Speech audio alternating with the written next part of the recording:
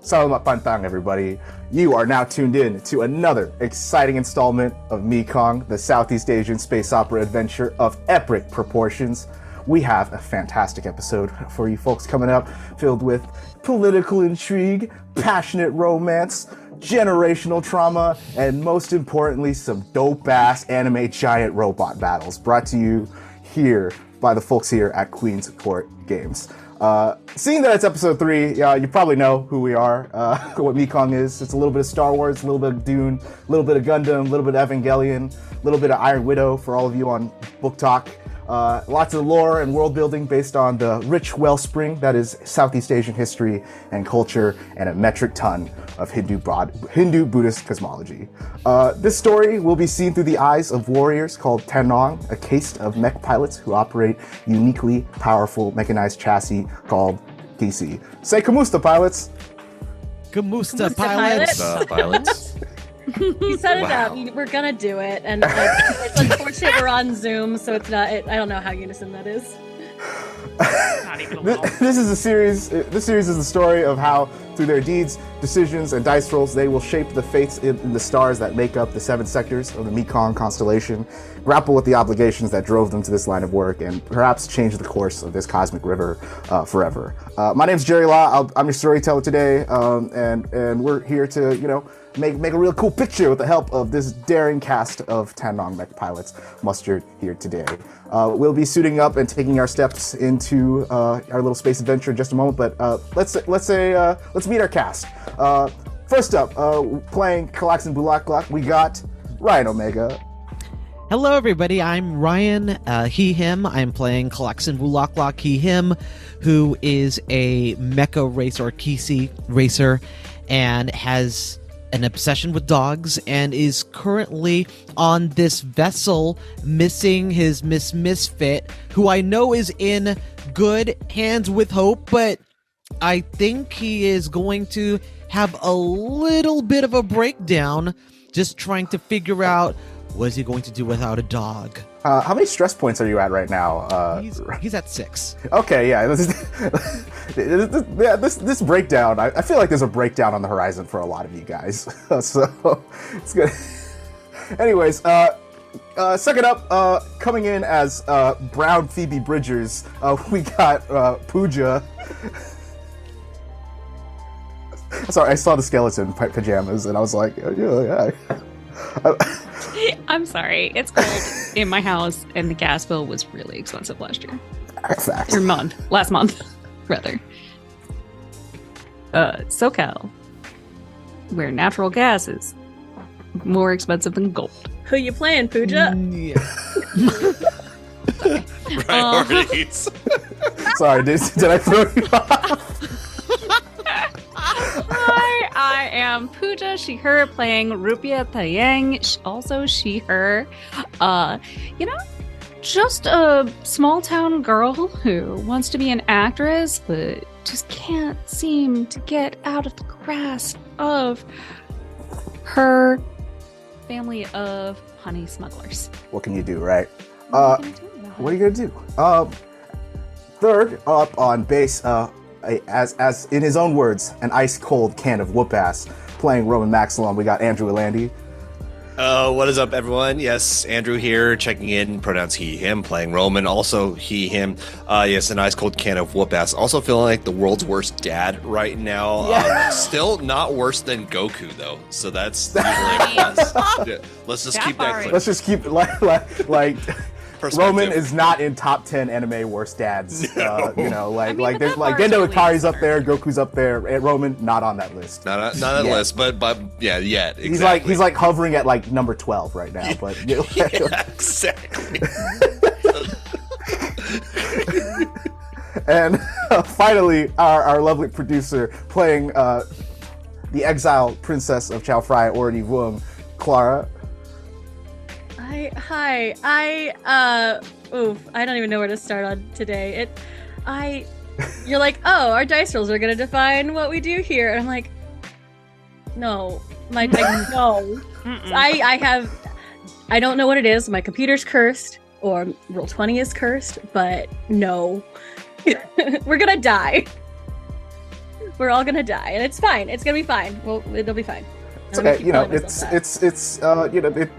seeing that the rule of the cosmology in this setting is samsara and reincarnation. You'll get another turn on the wheel. It'll be fine. It's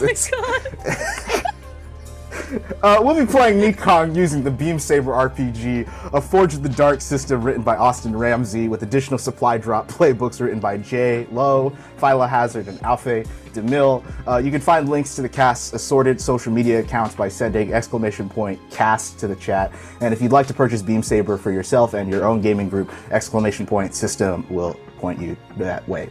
The name of this campaign is Symphony for the Devil.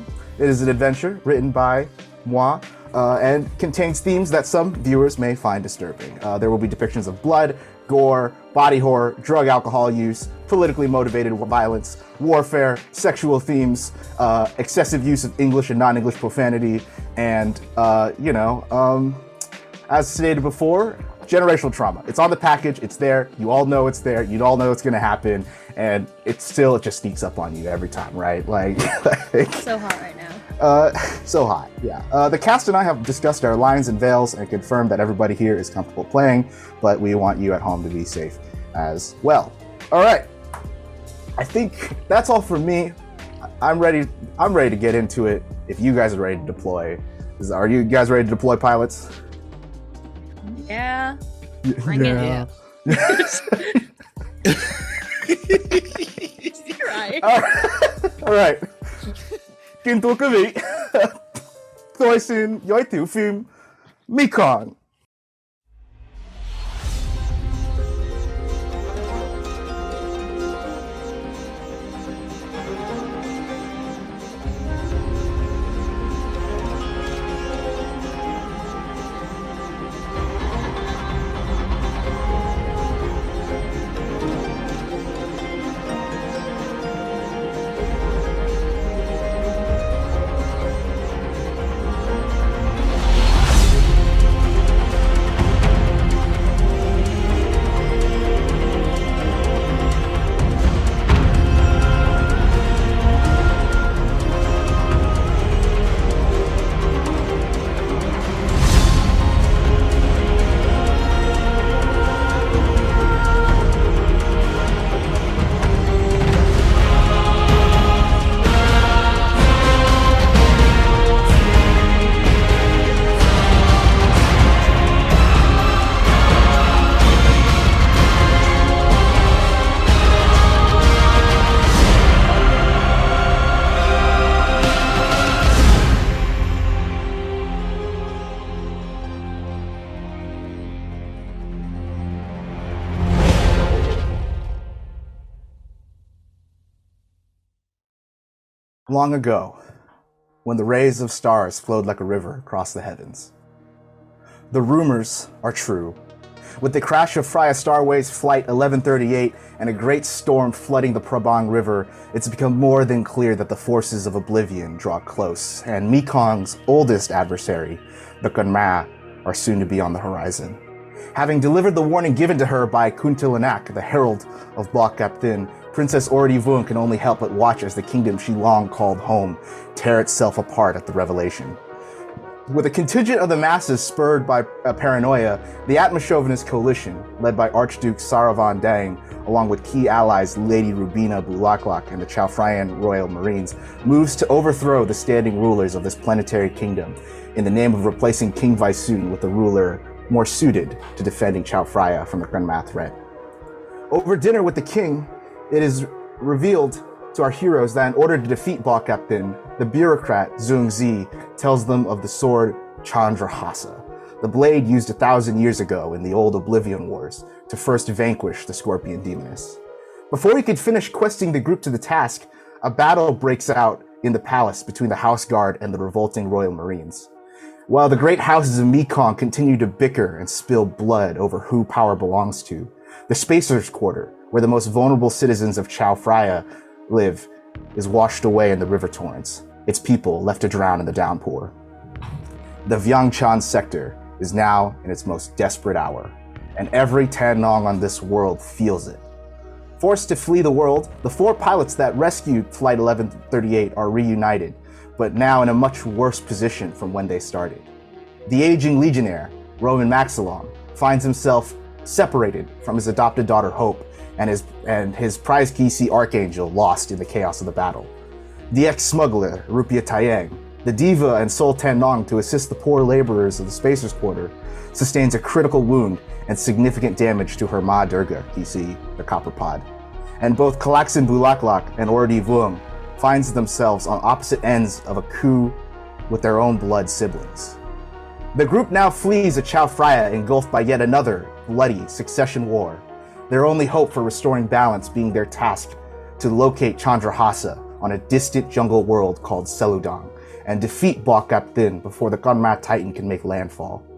The fates of their loved ones remain uncertain and in the balance, and a numbing sense of anxiety washes over our motley squadron of Tan-Nong pilots.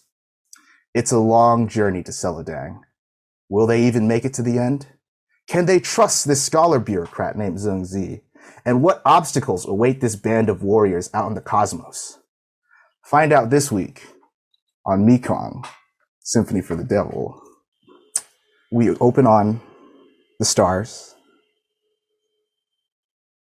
and then this big, like, Microsoft Word 3D graphic spins in with newscaster music playing, do do do do do do do do do, and it cuts to a reporter standing in front of Manjushri Sana Palace.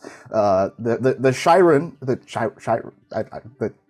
you know, the little like words at the bottom of the Chiron. Yeah, I know how to pronounce words. The little Chiron at the bottom beneath the reporter reads, "The House of Vuong has lost the mandate of heaven." And the reporter is now standing in front of this camera, and he begins, he like sets up Justice Ty. Are we live? Are we live? Thanks for tuning in to this exclusive Young News broadcast. I'm Jazim Kapli. An astonishing chain of events has been set alight here in the kingdom of Chao Phraya. Several weeks following the disappearance of beloved Princess Anusha Vuong, the Phraya Starways passenger vessel, Flight 1138, carrying Princess Anusha's sister Ordi, came crashing down in the palace courtyard. And it cuts to to cell phone footage from the street level of this ship coming with a big smoke plume behind it, and all four of your mechs like trying to lift it, and people are like shouting and screaming like, "Oh my God, what's going on?" The following day, at an emergency session of court, the Princess Ordi made her first and last appearance as the heir to the Makuta crown, accompanied by 3 Tan-Nong that were also on board the ship during its crash.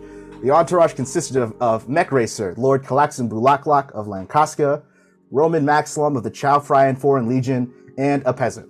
The statements of the day's events shocked the kingdom. According to Princess Ordi's testimony, their ship was attacked by Kuntal Anak, a cosmic entity believed to be the herald of a greater space demon invasion. The Atmocentrist coalition of Chao Phrya's nobility, led by Archduke Saravan Deng, you see like the little portrait, like, come on, of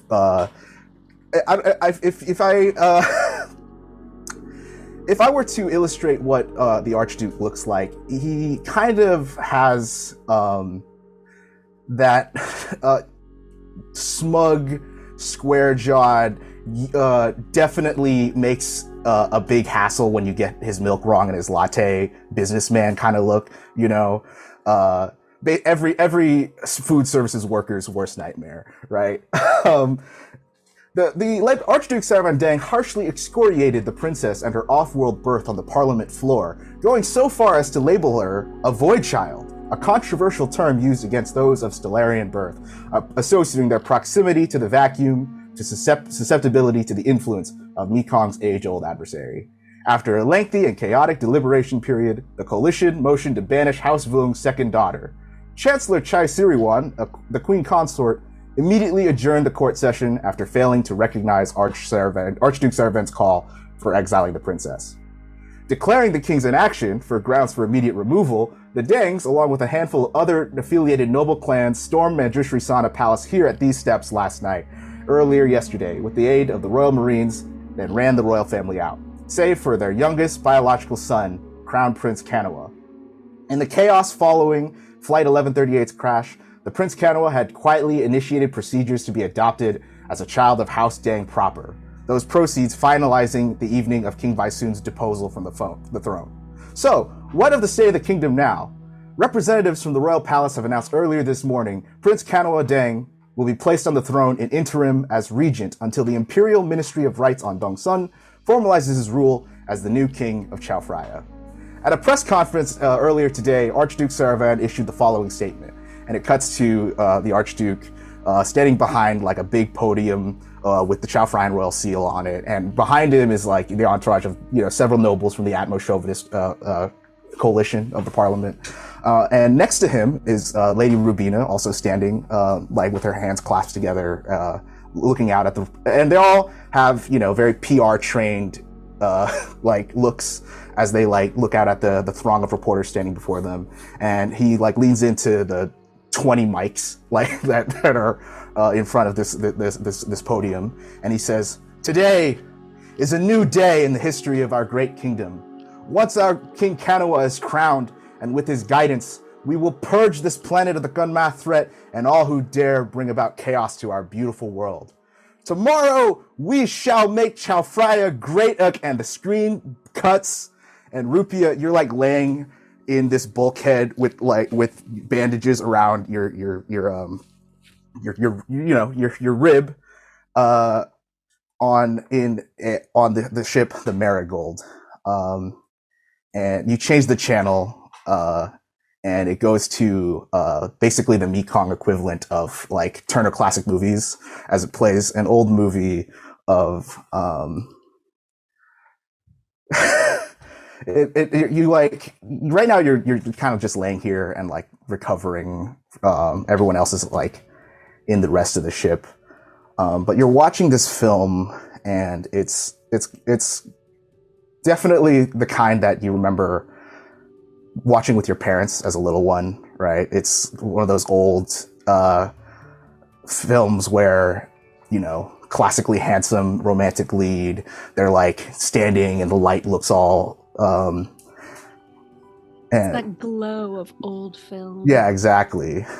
And you begin to reminisce a little bit, right? And as you kind of like scoot up and like watch the holovision, we fade from this cabin to the past. I want you all to imagine there's a planet in the Jabadu system called Nanyang.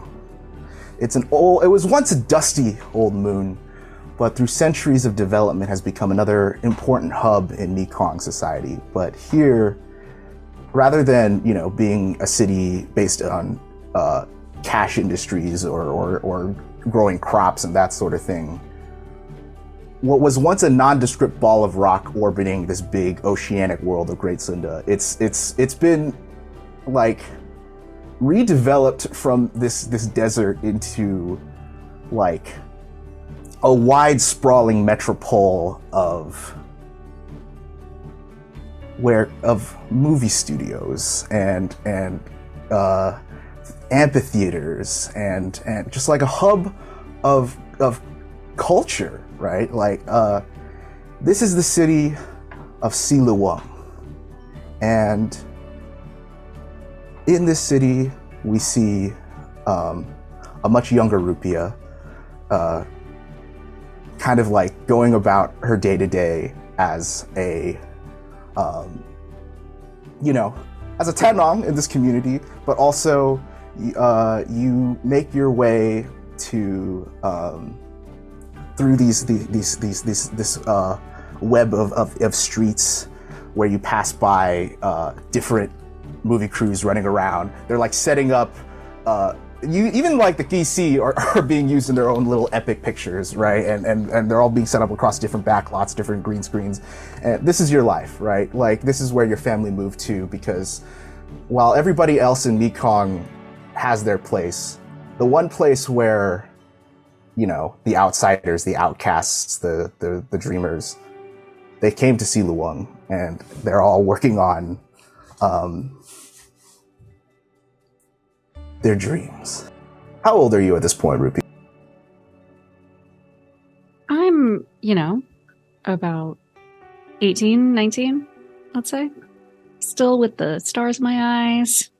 Literally. the reason why your family clan moved here is what, like, you know, every immigrant family is like, we're here for opportunity, right? But in this case, the opportunities in what they call Nollywood, you see on like this big fucking mountain on the side of this big town. There's standing on the side of Mount Malacca, this facing defiantly at the oceanic blue world that it's orbiting, is this big sign that says Nollywood Land, right? It's like, what I want you guys to imagine is Golden Age Hollywood, but also Bombay in the 50s, right? Like this kind of where this big creative swell of energy radiates throughout the whole city. And you pass by like marquees of theaters and different posters, and so far, Rupi'a, you've had a very good life here, like even through your Tanong training and your schooling and that sort of thing. But the reason why you kind of your pockets are very full is the family business. There's the, like, as you pass by different movie sets, you see in like the tucked away corners, different crew members and celebrities all smoking up little sticks of honey and drinking tea with additives in them, because health tonics. Tonics, correct. Because here in Nollywood, the movie stars and the screenwriters and everyone, they rely on a steady stream of drugs and debauchery to keep to keep them fueled. And what you and your family provide is that service. But to you, that also gives you access, gives you an outlet for things beyond just being an ace pilot, right? But you get to one theater on the outskirts of town, right? Because your most recent project has been with your partners, Devinder and Shireen. There's an old theater on the outskirts of Siliwang that it seems that the landlords have been neglecting. So you guys have mostly been squatting here as like a secret hangout kind of thing, but also this is the place where you walk in and you see techies running back and forth, lights being moved around, all that sort of thing. Like, you guys are setting up like a secret illegal show, more or less here. But when you walk in, like it's in this chaos where you feel the most at home. Maybe even more so at home than your actual house, right? But the second you walk in, Dev kind of like ambushes you from the side. He's like, "There you are. Oh my gosh. Okay. Did Spit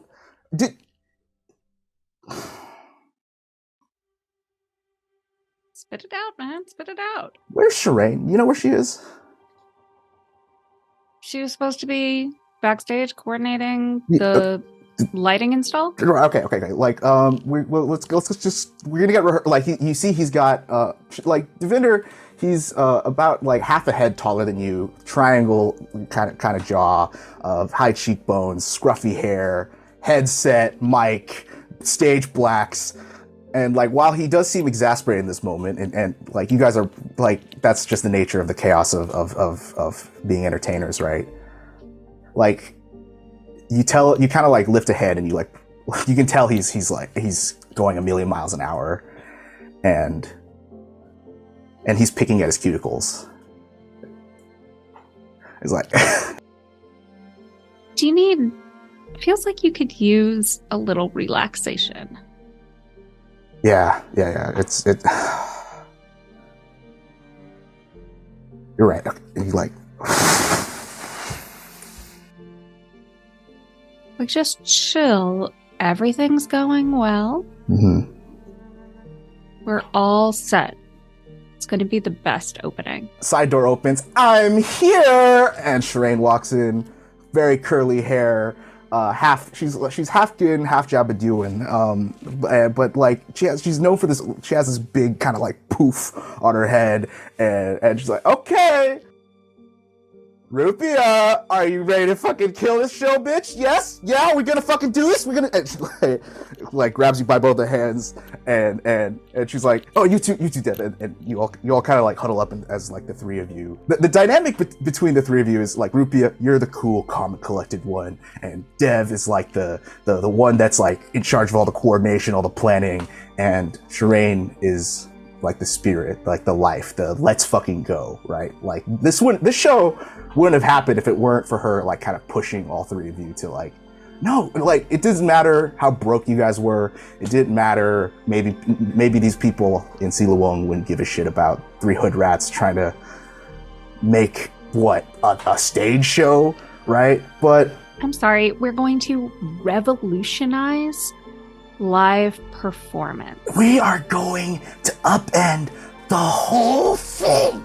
It's gonna be sick. It's gonna be sick. And she like grabs both the back of your head. She's like, do this. And Dev's like, we're gonna do this. We're gonna do it. It's this kind of youthful energy that really sustains you, right? You're away a lot of times doing jobs out in space, moving cargo and that sort of thing. But every time you come home and every time, you know, you see these two people that you value so much, it makes your heart flutter a little. But yeah, we cut to, you know, the dress rehearsal. So Rupi'a, when you think about a show that, the kind of show that Rupi'a would be the lead in, right? What kind of story plays out here, right? Like what's the general outline? I think that we're really going to key into that epic, like noir genre, black, white, like all the shades of gray in between. And we are performing a stage production of a classic spy thriller that you would normally only see in the theater, in the film theater, but bringing it to you live so you can feel that energy, you can feel that tension, you can feel the sexual tension between the leads right in your face. This whole thing is done in combination with like traditional Jabadoo and shadow puppetry happening in the background too. So you see like these big cityscapes move in the back, and you see like it's called wayang, and like the way that these puppets have been constructed, they look like that's how you guys are pulling off like the car chases and the gunfights and the men running around, in combination with the human performance. So you guys begin the dress rehearsal. Everybody takes their ones on the wings of the stage, and you hear Dev shout like, "Okay, places, people, places!" And he like starts pointing at lights. He's like, "Okay, are we good over here? Soundboard, we get." And it's everyone. All right, this is it, people. We got 1 week to opening day. Let's kill it this time. All right. And the show begins. It's you and Shireen as like these like romantic leads. It's one of those like it's a classic enemies to lover spy drama kind of thing. Like you guys are both espionage agents for rival kingdoms, but then with repeated interactions and encounters, it like there's like a little scene like, you know, I thought I couldn't understand you, but she like takes a drag of a cigarette. I see a lot more clearly now. The way the sunlight hits your eyes has changed me. I used to be a person of the shadows.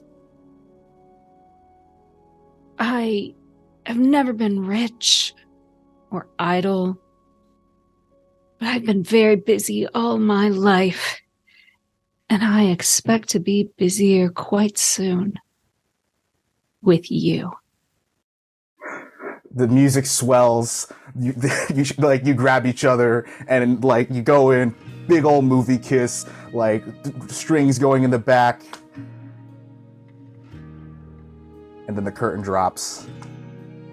okay, everybody, that was fantastic. Okay, let's do it. And everyone kind of like comes out, practices the bow, right? Like the whole crew, like you lock arms. And Rupi'a, as you are, doing the usual like end of show routine, there's a single person clapping in the audience, just in the very back row. The very back row of the house, there's just a single silhouette going.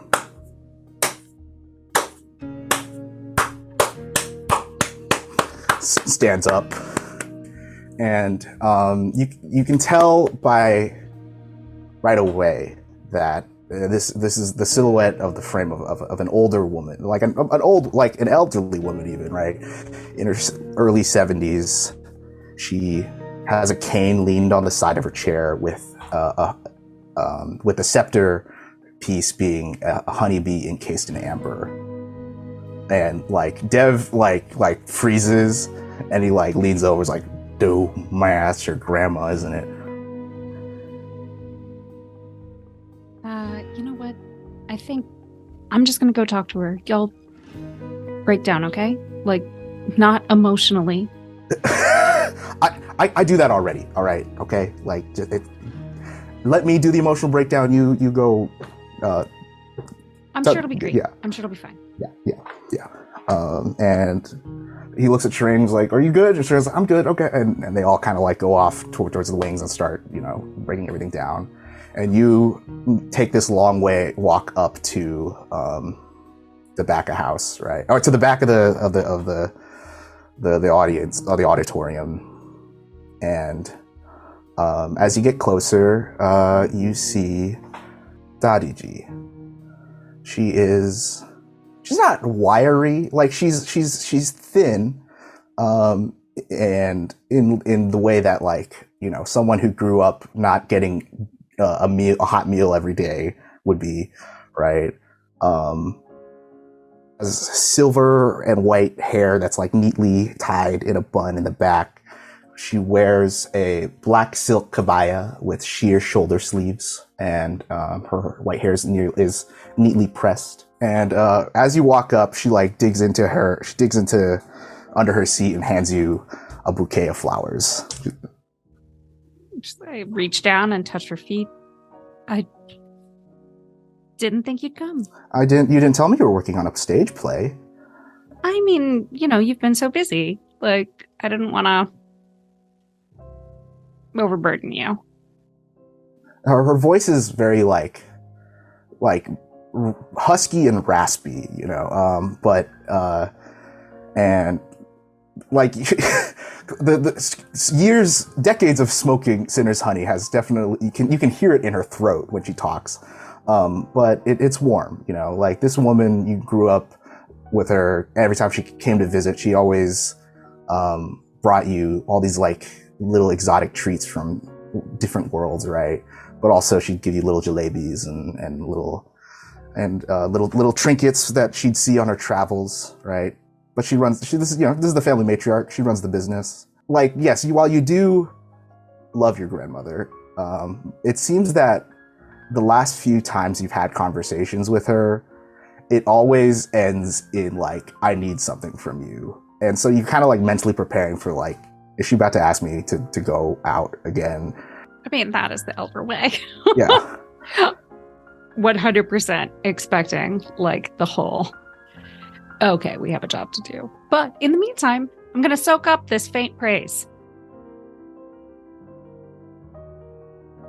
You do, and she says like, "Well, it was a wonderful show. I'm sorry I can't make the opening day, but so I thought I'd drop by and see the dress rehearsal." It makes me so happy to hear you say that, Dadiji. Thank you so much. It was wonderful, but listen, Samya, there's some family business I need you and Copperpod's help with. If there's a shipment that needs to get moved through New Bakur.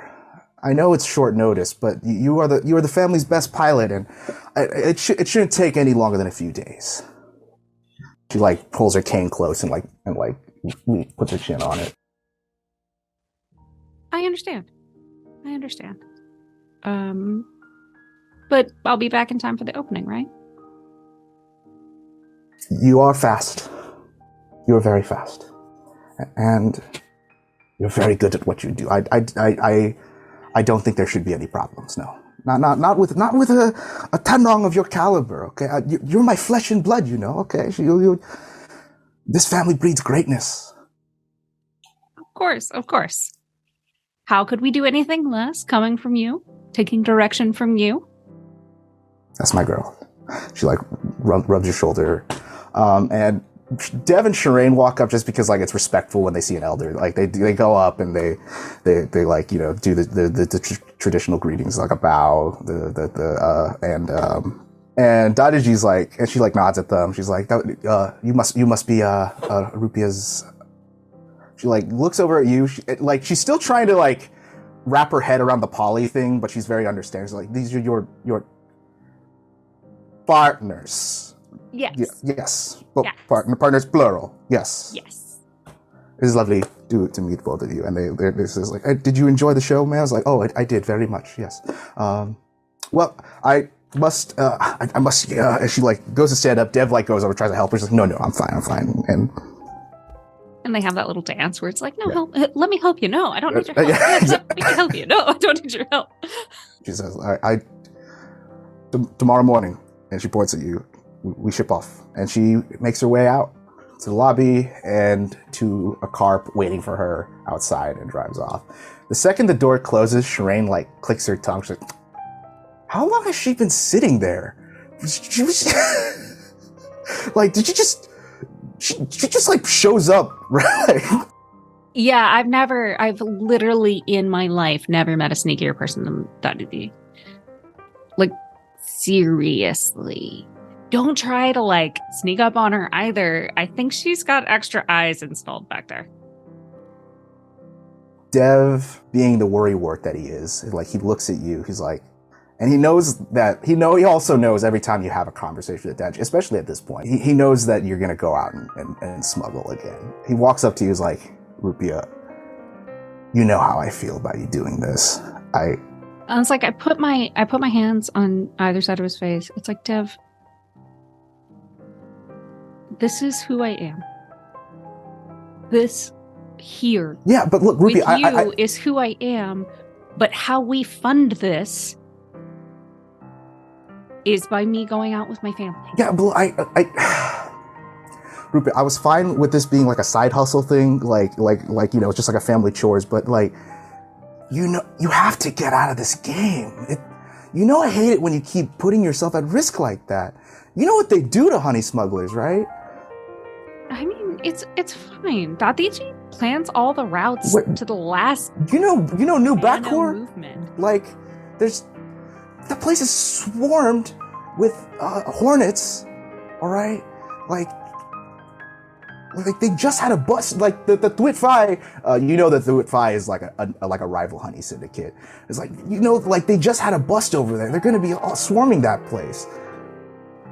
I mean, Dadaji has it all under control. She pays off the right people, all of that stuff. That's just part of the base going through a mission. Just think of it as just another mission, just another training exercise like we used to do in school, remember?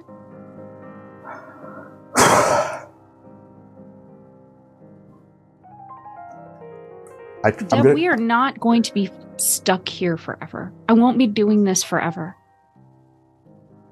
We just need enough to get off the ground.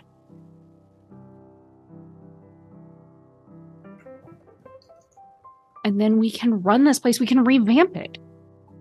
We could buy it outright. That's what we always talked about, right? Yeah, we can buy it. Yes. Look, I just worry about you, okay? And I love you.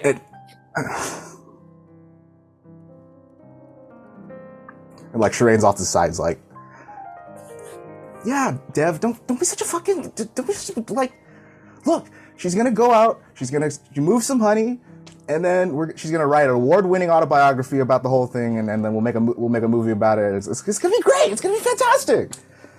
Just think of it as fodder for the next piece. Huh? Exactly. See, that's what. And I could just right now, like, and like, okay, Dev's like, okay, fine, okay, I'll take your word on it, Rupi'a. All right, just. Just trust me, babe. With the two of you to come home to, I'm never going to stray far. Okay. All right.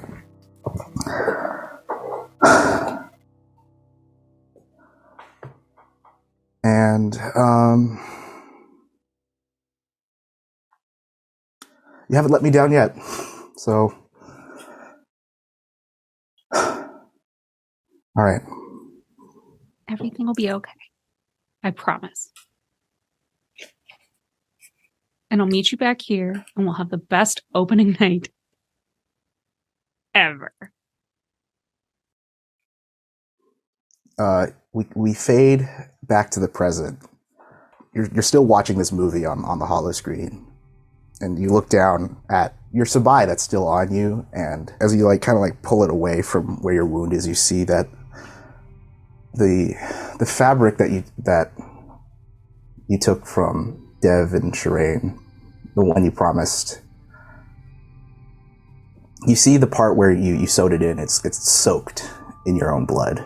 You can't even make out the colors anymore. And I kind of pick at the edge of it, I may have broken that promise, Tev. She broke yours too. As for the rest of you, the four of you find yourselves on the starship, the MIV Marigold. It is an aging Halong class star corvette, and ships like these, they were issued to Quan bureaucrats, and were meant to carry diplomats to and from sectors. But this is a particularly older model, and you can tell just by the rust in the bulkheads and the hollow metal noises, the creaking noises that kind of echo throughout the ship. But it's been about, I want to say, 12 hours since you departed Chao Freya. It's just been the four of you and Zhongzi and two other crew members. The first one that you met, we cut out to the hangar bay, right? The rest of you are kind of doing routine maintenance on your mechs that are not too shabby looking right now.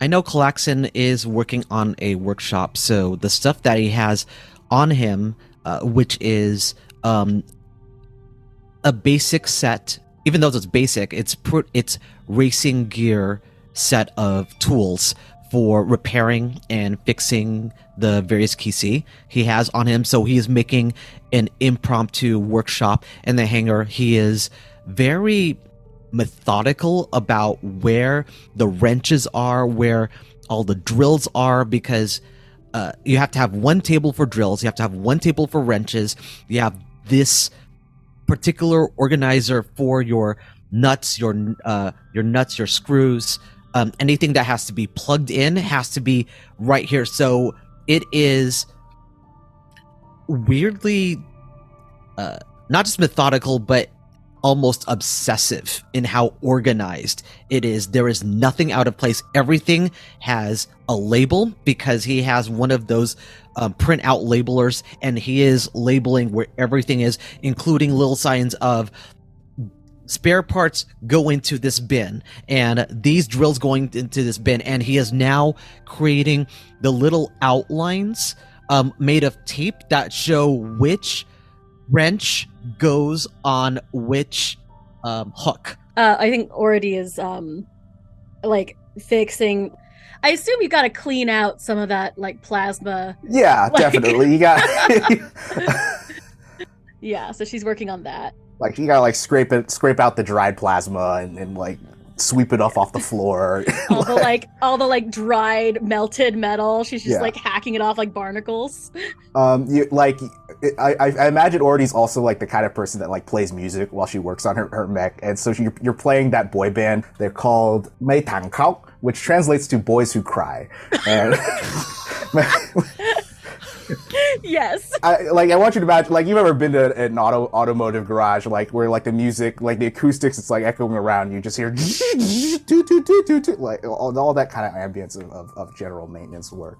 While you two are working on this, Zhongzi kind of comes back into the main bay, with two young women at his flanks. To his right, about 20 years old, square shoulders, black lipstick, bulky figure,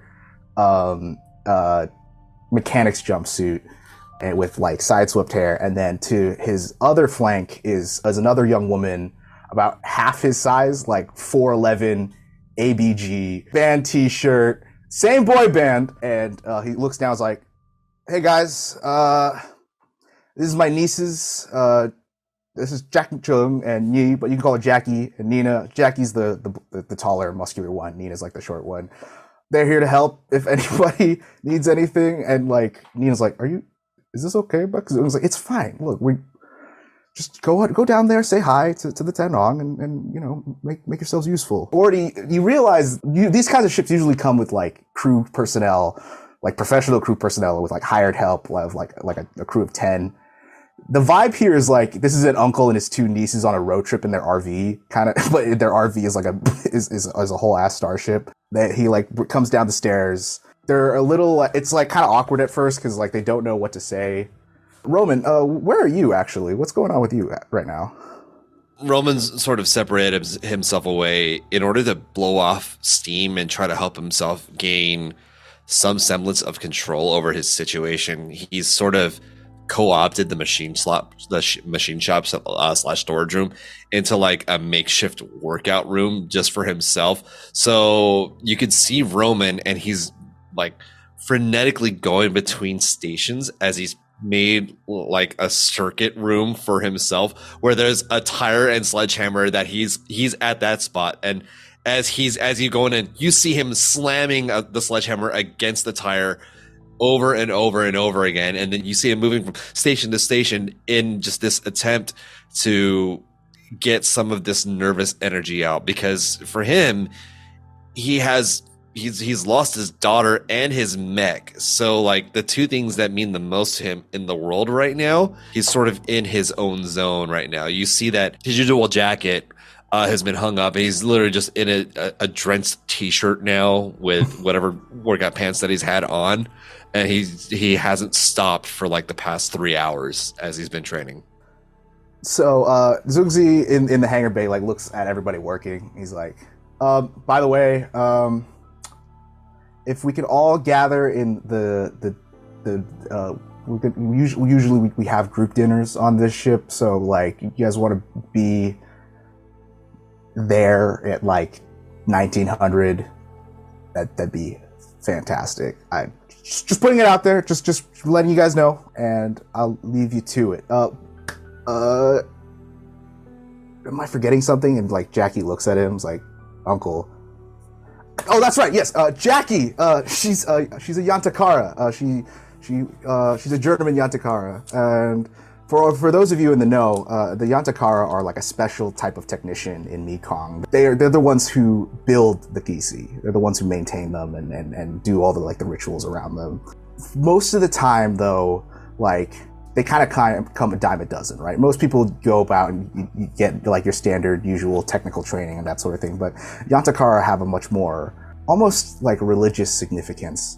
And you notice this when she like approaches Sparky first, callax'an, and she like looks up at it, examines it up and down, sees all the advertisements coding it. The moment he mentions that she's a Yantakara, he drops the wrench and the box of screws that are in his hand, because he realizes this is someone really important. And he takes out his hand, introduces himself. "Hi, my name is callax'an Bulaklak. It is so good to meet you. I respect a lot of what you do. We have one." She's like looking away while she's shaking your hand, like still looking at like your workshop and your mech while like you're shaking. It's like, yeah. "We have one at a workshop, and I know what you do is valuable."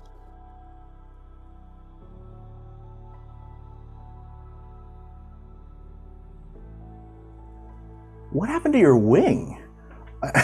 she doesn't even like introduce her. Like you can see the hyper focus like kicking in for her, and she like walks up and like already starts actually not walking up. I forgot to mention, since you guys are in space, everything is 0G right now. So you guys, it's not. Okay. Yeah. So I should have led with that, where everything. That'll change our workouts. That does change your workout, right? Like it doesn't like you could still be hitting stuff with a sledgehammer, Roman, but it's It'd be like, I'm going to be. It's gonna hit. It's gonna like, and the force is gonna bounce it. So now I'm just gonna be slamming in the air. Oh God! Target practice. Yeah. So like the way ships work in MEKONG is that like everything is 0 gravity until make it to atmosphere and that sort of thing. There's like little handles on the sides of the wall so you can like grab on and like move about the cabin as you need.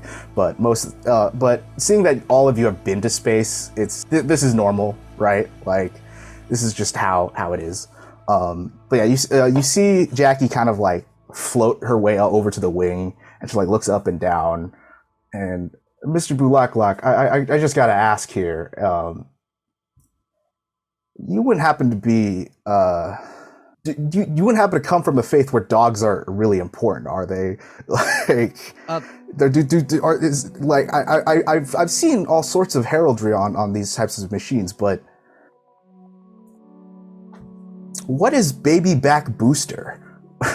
Baby back booster. Yes, baby back boosters. They are well equipped to serve your KC well. If you want to go fast and you want to go fresh, go to baby back boosters. Baby. And it's just like, oh wait, sorry. These are our corporate sponsors for our racing KC. You're a racer. Yes. We have to pay for the races and to feed my championship dogs, which is why you see about a third of them, including the one right here, and it points at the butt of Sparky, has a very big face. That's actually my championship dog, Miss Misfit. This Yantakara is very confused. She's like, it's very clear she's never been to a racetrack in her life.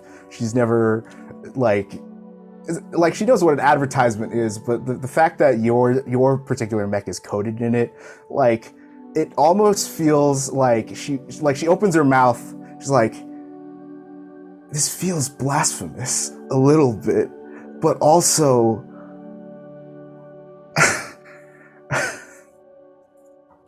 think of them as tattoos on a living body. They're not quite that different, and how we adorn RKC speaks to our personality. Sparky is fast, not great at coordination now that he doesn't have a clipped wing, and I will work on that as soon as this workshop gets fixed, because we need a proper workshop in order to fix our KC. Yeah, I mean, I'm more than happy to help. It's just she's still so exasperated by how big this dog is on the butt of your mech. It's like, tell me, Lord callax'an, I must ask, how did you come to be this machine's pilot? It's just so elegant. She won you many races? Oh yeah, like Sparky's definitely won me several races, enough to start my own racing team with other KC racers, and it was just kind of a fascination that I had with like mechanical things, and I like just tinkering with things, and then eventually a lot of my time was just building things, and then I needed some break from that, and then that's where all the doggies came in, because you need to balance work and enjoyment, and then they just kind of like mesh together like all things do, yeah.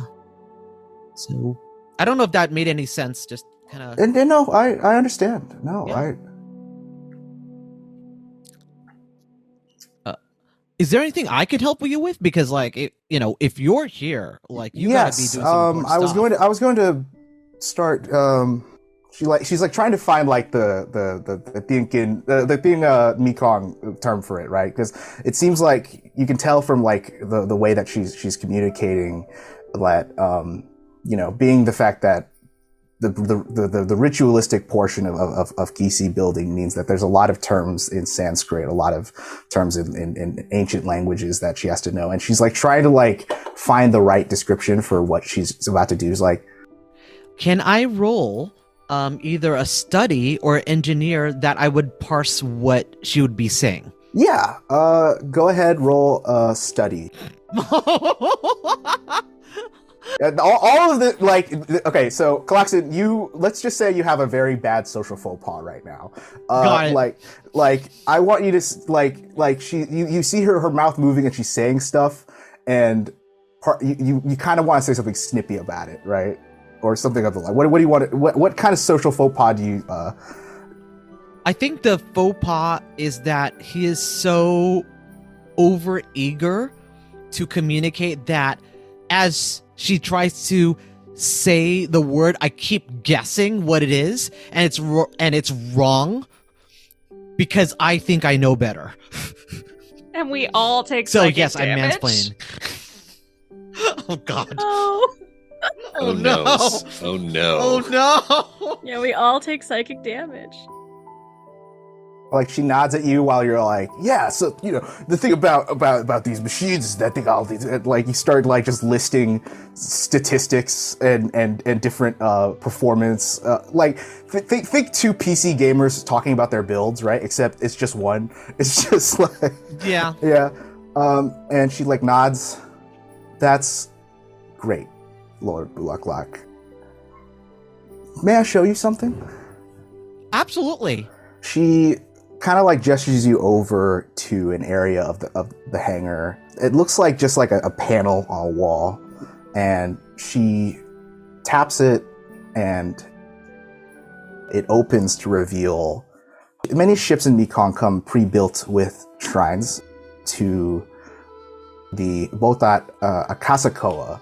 People give him offerings in exchange for like safe space travel, more or less, because space out here super dangerous, very hazardous. So many ships come pre-built with a shrine already in there, just for as like a selling point feature. It just makes sense, right? And she explains this to you. I don't get the sense that you're a very religious man, are you? No, not at all. I know I've totally heard of this. I just have never really seen it. Already, you're like seeing this entire exchange happen while you're like working on the kra-su, and like you've met Yantakar before, you know that like you've been on the front and that sort of thing. And so, are you just like observing callax'an get an education right now? Truly, I have been. I'm so fucking miserable right now. I think I don't think I have the ability to like separate myself from what I'm working on. I am listening though. I've had like a lifetime of sitting behind people in like parliament and listening. So I think I'm very good at doing both. But no, definitely not like in the room. For sure. Okay. Yeah.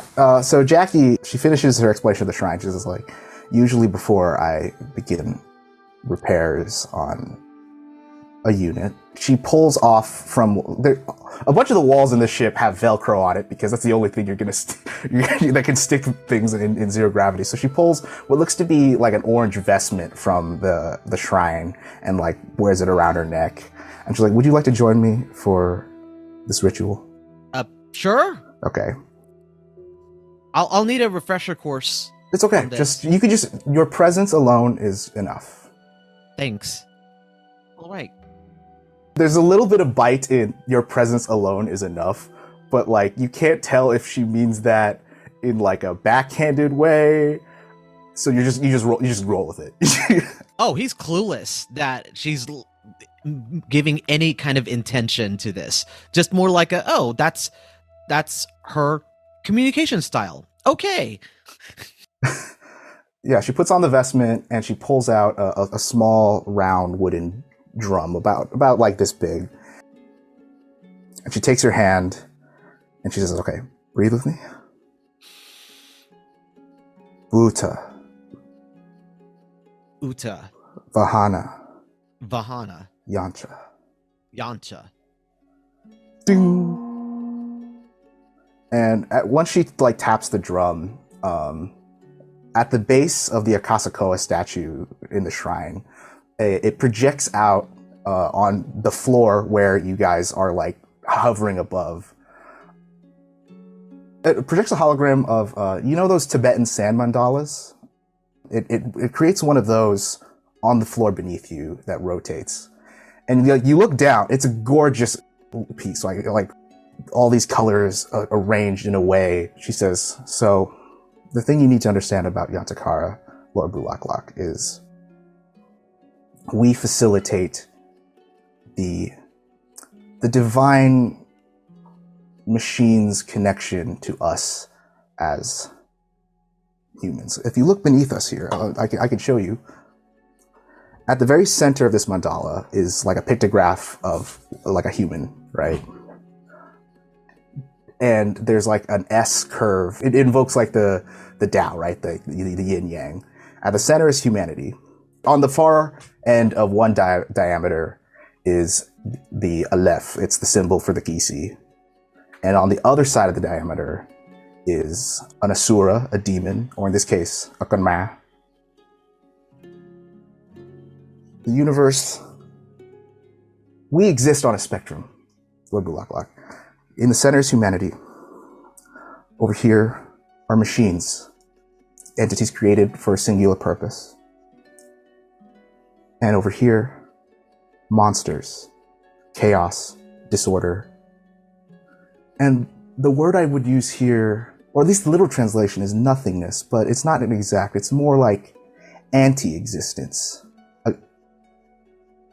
While the machines exist for a sole reason. And we, at the center, we find our own meaning. We are in the balance between nothingness and materialness. Do you see what I'm saying? Yes. I'm trying not to be disrespectful at all. That's why I'm not. You're not being disrespectful. As a caste, you all have been existing for over 1,000 years since the Gunma first appeared, but we've drifted from the ways. The reason why my uncle brought me out on this little expedition is there's more on our shoulders than we realize. This, she points out the mandala, everything. And I hope that you see where you are as a part of that. Okay, I hear your words. I don't really understand it. I'm sorry. It's okay. It's fine. I don't. With time. And she like shuts the shrine, and the mandala goes away. Let's just get to work. Yeah. Now that you've gotten a little bit of an education, I think we can just get straight at it.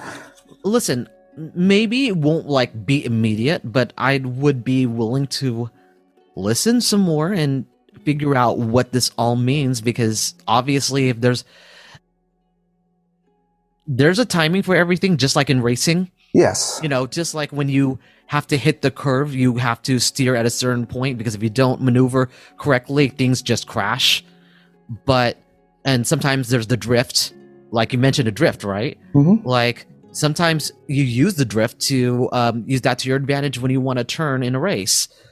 So, I mean, if you're here and we're dealing with the Gunma and we're dealing with Oridi's empire kind of like being all losing the mandate of heaven, there's a reason why you're here, and there's a reason why we're learning this stuff. So I'd still like to talk. I just don't get it. Yes, right now. I understand. I see that part of myself in you as well, Lord callax'an. Like I too grew up a tinkerer and figuring out the parts, and I always loved these machines. That's why I guess I went down this path. These PC, they're remarkable marvels of engineering, each and every one of them. And the fact that we built them, the second we built them, they changed the course of history. They've become such a mainstay of our culture, here in MEKONG, tied to our identities, really. So I guess what I was trying to get at is, showing you that mandala, showing you the shrine is, I want you to ask yourself, Lord callax'an, who are you as a Tandong? Not just the dogs, not just the track, who you are. Because the machine sees that. Can I say something here? Mm-hmm. I know from just studying mechanics that when we look at our QC, they are not really the most efficient machines that we have. If we want efficient machines, they're spherical, they're cubed. They don't look humanoid as the QC do. So the fact that they look humanoid is why we relate to them. At least that's kind of what I've always thought, right? Mhm. So I think maybe it's something like that. Because if we wanted efficient machines, they won't look like things that we could identify with. Maybe. callax'an, you notice that the music has stopped, and now it's just the two of you. Your voice is just echoing throughout the chamber. Jackie like turns around, and is like, I was listening to that. I really liked it. Already has been eavesdropping. She turned it down to listen to them, forgetting that it was like attached to the whole shop. And so has been gradually like wheeling it down, and then Jackie like catches it. She's like, "Oh fuck," and like turns it back on. We cut to Pooja. So you're in one of the passenger cabins, you know, still resting, trying to recover. The door opens, and Nina, the 4'11" small niece of Zung's, like comes in. She floats in, and she has like a tray with a steel thermos, and she brings it over to your bedside. The way beds are on the ship is it's more like a sleeping bag attached to the wall so you don't float off in your sleep. So she kind of floats over to you and velcros it to the counter. She's like, I brought you some ginger tea. Baksung. So Bak is Vietnamese for uncle. Baksung just told me this helps when you've been shot. Helps. Huh? It's okay, you can say it. When you've been shot and are still active. Yeah, when you've been shot, yes. She like, runs her hand back her head's like, yeah, wow, can't you believe I that's why I dropped out of med school, because you came in leaving a trail of blood, so like I hope the bleeding stopped. Yeah. Looks down. Mostly. Okay, good. I'm glad. I mean, that's got to be a good sign, right? I couldn't bear to watch someone die. That would be awful. That would be. Yep. I can imagine that would be very traumatizing for you. Mm-hmm. Yep. I don't know if you heard, but we're having dinner together as a ship, at 1900. So I just wanted to. If you're feeling well enough, you should come join us. Well, you know what they say is that a touch of honey can be most efficacious when dealing with mortal wounds.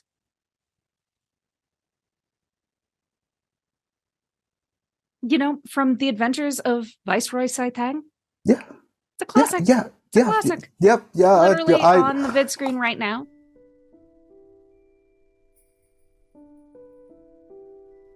Okay. I'm sorry. This conversation was just getting too depressing. I was trying to... Yeah, no, it was. No, that's on me. I should.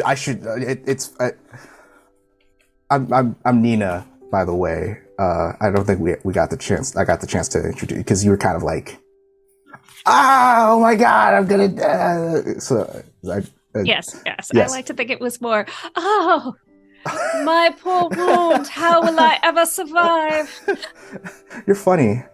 You should be an actor. Yeah. That's what they always said. I was never big on this stuff. I like those encore dramas, you know, where they hug and then she like gets pregnant like 9 months later for some reason, and you know what I'm talking about. Yes, the Immaculate Conception story. I was never big on movies or anything like that, but I love encore dramas. They're good. Yeah. They are wonderful. I mean, and what would you do without, half of the family members scheming to split them up, and then somehow a kiss Oh on my the god, forehead yeah, becomes, and then there's like the bad boy, and she's not supposed to be with him, but she gets with it anyway, and it turns out, yeah. Okay, all right, I'm gonna go now because I feel like I'm embarrassing myself, and she like slowly floats back out into the corridor, clicks the button, bye. Roman, I imagine you're grunting and like, there's a bunch. So with the revelation that we're working out in zero gravity, there's a lot of Velcro around everywhere, and that's how it's working. And Roman, part of the workout, realizing the futility of trying to slam a sledgehammer against the tire, he's actually like throwing the sledgehammer ahead of him, and then he's trying to launch himself to try to catch the sledgehammer before it hits the other wall. So he's trying to train himself that way, and he's trying to get really inventive and also like failing hard. So he's visibly even more frustrated now because he can't train like normal because it's zero gravity. Watching from a doorway is Zung. He's no longer in his like his flowy bureaucrat robes now, just because space would kind of go everywhere. So now he's more in a more modest looking gray Mao suit almost, and he's just like he like floats in. What would help? The response is delayed as Roman's feverishly trying to catch up every time to the launched sledgehammer that's going back. What'll help? He floats into like the cabins and he like digs around before coming back. And there's like a wrestler's belt, the kind that they lift in. He's like, yeah. I know, lifting doesn't work the same out here, but I feel like when I'm,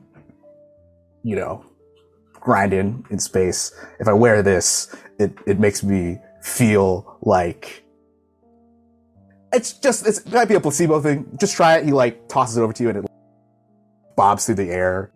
Right. So we're gonna roll to see if Roman actually catches the belt. It's a 3. He fumbles the catch. And it just keeps going. Oh god. Oh. But to be fair, Roman hears Zongzi, and the use of a weight belt actually is correct. So he looks at Zongzi after he's been hit in the head with the belt. That's not on you. That's fine. Wasn't expecting that. And Roman's going to go over, float, retrieve the belt, and actually, fumble with it, putting it on, as it helps him brace his core as he continues to try to work out. I mean, it's a little smaller than I'm used to, but it's not a bad fit. I appreciate that. You wouldn't happen to have any other gear like this on here? Not that would work in these conditions. Maybe when we get to planet, but otherwise, you're doing it hard mode, my friend. This is completely new to me. I'm not used to this whole. This is how. I'm used to clanging and banging. It's the Iron Paradise, and well, you got to be up for a challenge always. So I guess as you look around, you'll see that there's marks, there's dents in the wall from every time he's missed catching up to the sledgehammer. Oh, by the way, it's fine. It's an old ship. I mean, that's why I'm a little worried. I mean, old ship. She's hardy. I wouldn't have taken her if she wouldn't last the journey. That's for sure. But that's understandable. And these Corvettes, you can put them through the ringer and they'll still fly. You're fine. I appreciate it. I'm just glad that you're working out up an appetite. We're having dinner together at 1900. I'll see you there. You should be there. Yeah. I think it's important for morale, like especially on these long journeys that we all. Do you have somewhere I could I guess wash? He motions to himself, and they're the refreshers up front. Yeah. Appreciate it. How much time do I have? You guys have like a couple hours. Yeah, so you guys have a couple hours to do your thing. before I like cut to like the dinner scene. But yeah, Appreciate it. before he goes, he's like, he stops in the door and he looks back and says, I looked into your record, Roman. It says here you served alongside Commander Fung, Maestro, back in around 15 years ago.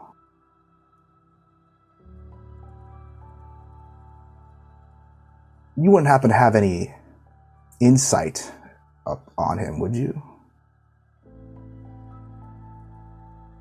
You see that Songzi has said this right as Roman was about to launch the sledgehammer one more time. You see him actively stop. He pauses at hearing the name Maestro.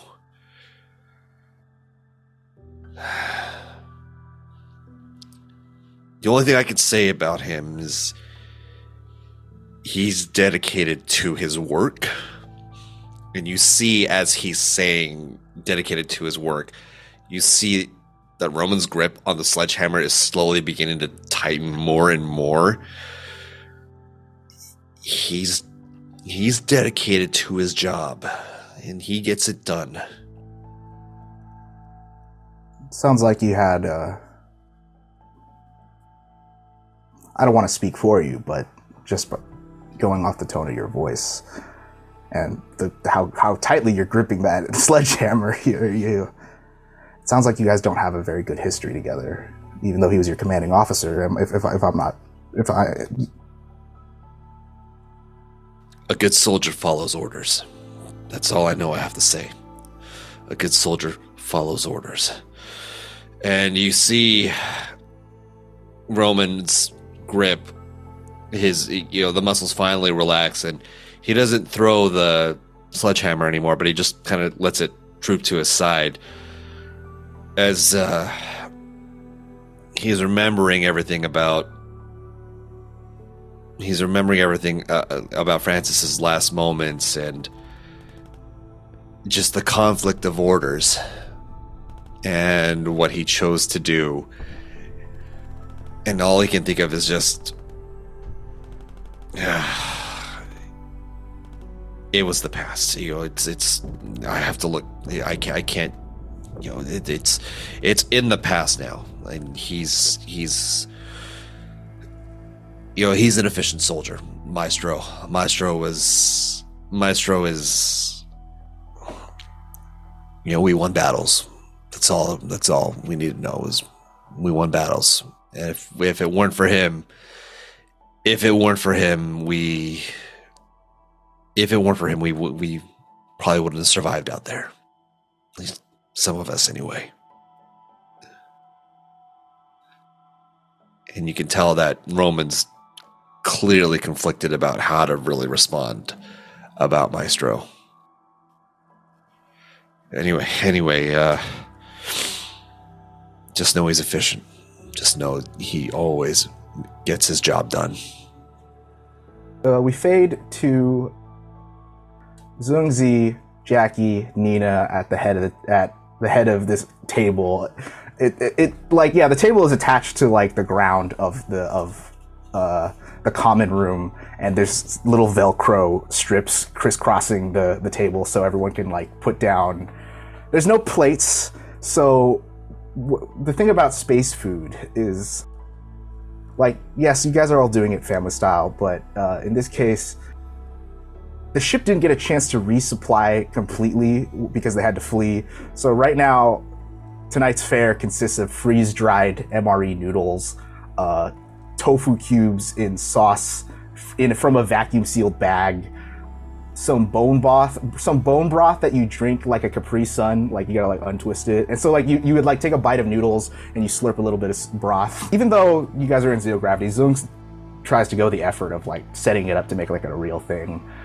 Nina is about to bite in, but Zung like stops like, Nina, you have to ask the elders permission first before you start eating. Okay. My Zung, my M.A.A.d, Rupi'a, Roman, callax'an, please, we invite you to this meal. Do you accept? You guys know that like eating tradition is the youngest have to wait for everyone older than them to eat. So you see her like floating there with her food in her arms, like waiting for everyone to like give the unanimous like, okay, eat. Already have been in the situation of being like a younger sibling, it's just like immediately shoves food in her mouth.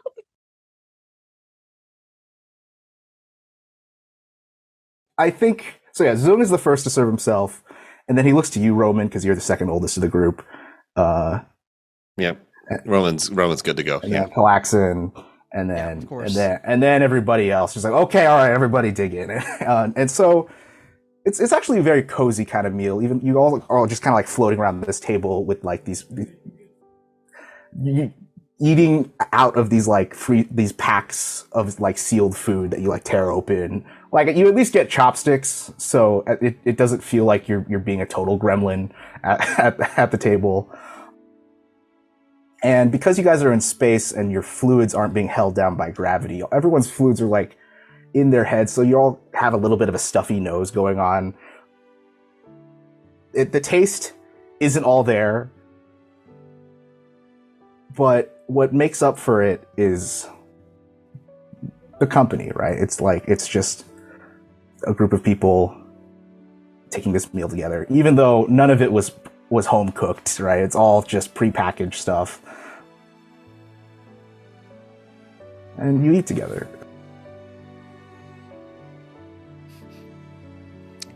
callax'an takes some of the food and, using the food utensils, shapes a little Dalmatian.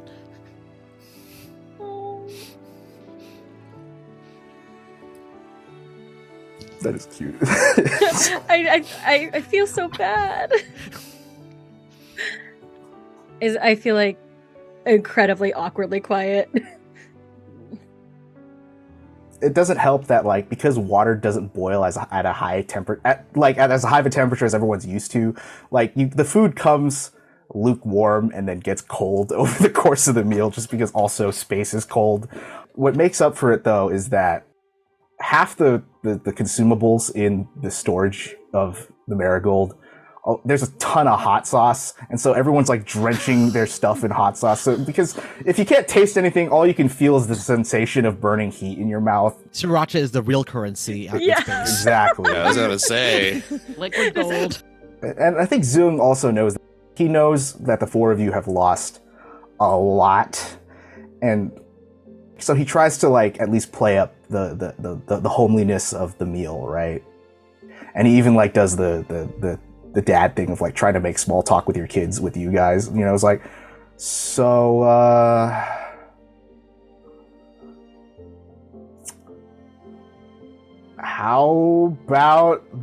how's the racing scene looking like, callax'an, and any new insights you could provide on the circuit these days? Sure.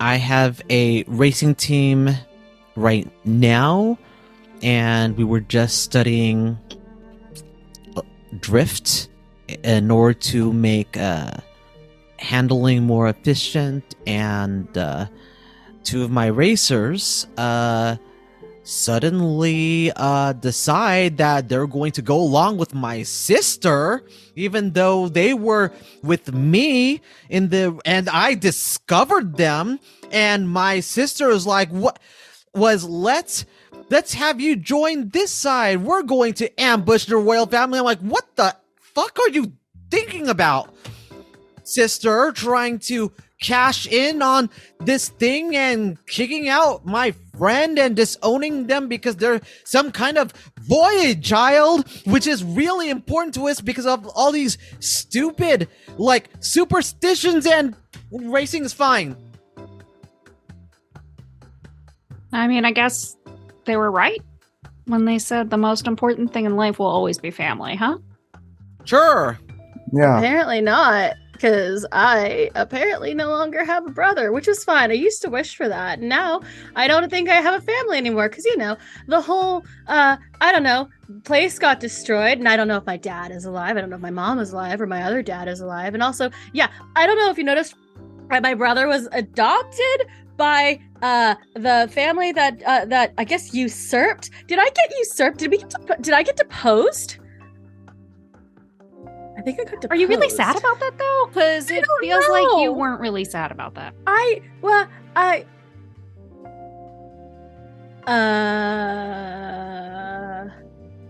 And like as she does this, she squeezes the like, bone broth bag and it just like bloops out. And now there's just like a blob of bone broth just like floating around. And like Jack's like, I'll get that. And, like floats up and like scoops it in her mouth. It's like the whole thing where you like take it's like floating up the straw.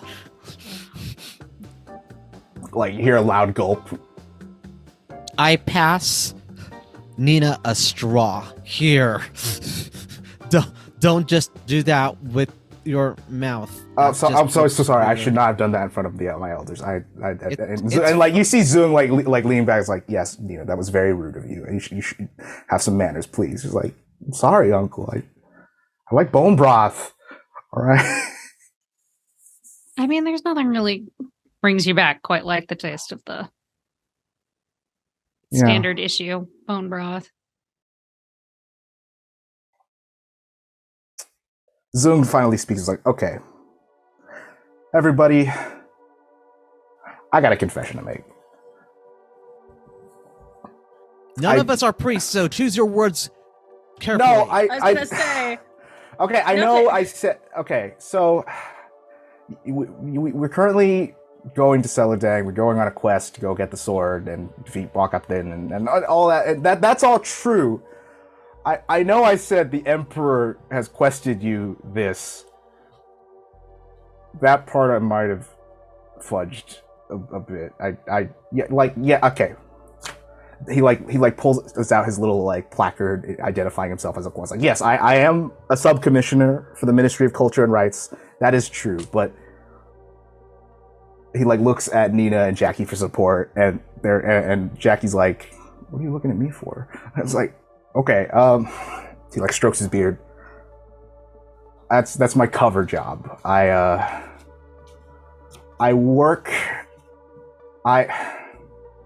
I'm actually one of the last analysts, historians of a group called the Gilded Order of the Inevitable Spring. Like the words like kind of like dribble out of his mouth.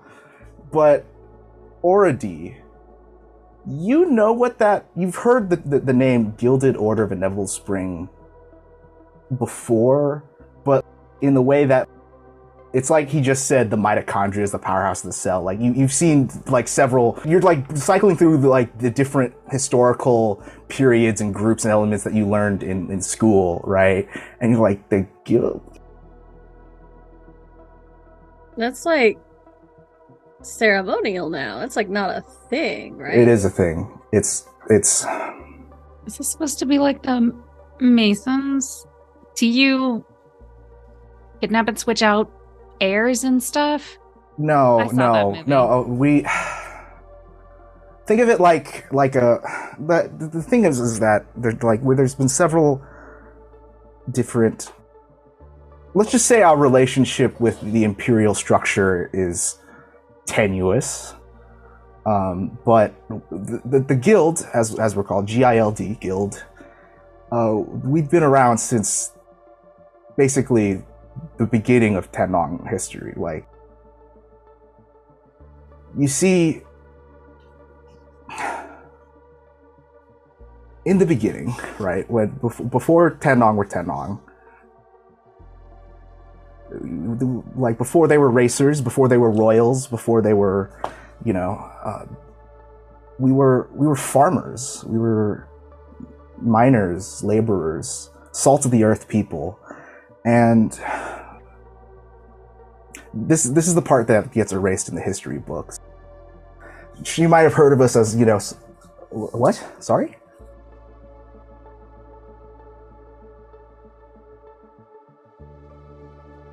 When the Gunma first appeared, he waits for the thunder. Oh, we're in space. Okay. When the adversary first appeared,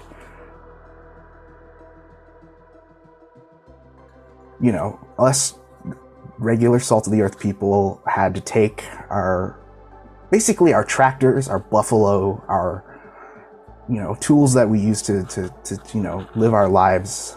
We armed them, we modified them, we had the Yantakara build these so we can fight off the command. And we didn't do it to build an empire.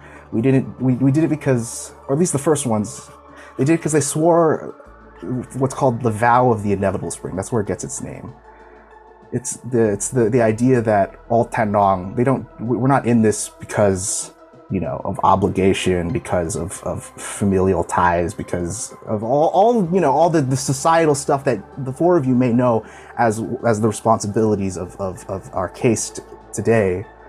You note that Zhongzi is saying our, like he himself is also a Tandong, or was at one point, but like you never saw him wear like the sabai in the traditional retired sense or whatever. But he says in those early centuries when we all came together and we became what now the empire now knows as Tandong, we swore that we would fight to sow the seeds of a garden we'll never get to sit in, right? We get to plow the fields of a harvest we'll never get to reap. Because, I'm sure you all know this. This line of work is extremely dangerous. It's lethal, and it takes a lot out of you. It takes a lot out of everyone. And what the guild was designed to do was that, one, my job was to record our history. One, not affected by the extolling and lionizing that the Imperial archivists do. Like it's our history. It's the from the ground, just like where our machines come from, the ground, right? They're made of carbon. They're made of silicon. So we're doing this to do our parents proud. And I'm not saying parents as in like your biological parents. I'm talking about the spirits that brought us here, right? Like everyone has heard the story, the fairy queen and the dragon king, and came together, laid all those eggs. They left us a paradise, and we've wasted it, destroying each other and killing each other. And that was what the guild was for, was to eventually bring it to an end. But obviously, the emperor didn't agree with that, and they've scattered us to the wind dozens of times, and so that's why they need everyone to know that we're just a bunch of myths and legends, right? That we're just another footnote in the history of MEKONG. But I've gathered you here because Bakat Din is bad for all of us. It will destroy not just Chao Freya, but if it continues uninhibited, it could doom us all. So that's why I'm here.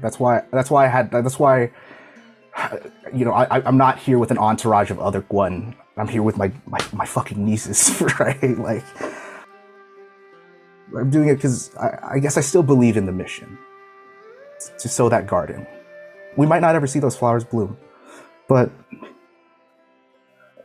And even if we did see those flowers bloom, we would never be allowed to sit near them. But our children will. He looks to you, Roman. Those that come after us. So, the three of us here, me, Nina, and Jackie, we've already, by going on this quest, we understood that risk, and I'm hoping that the four of you here also can be on board.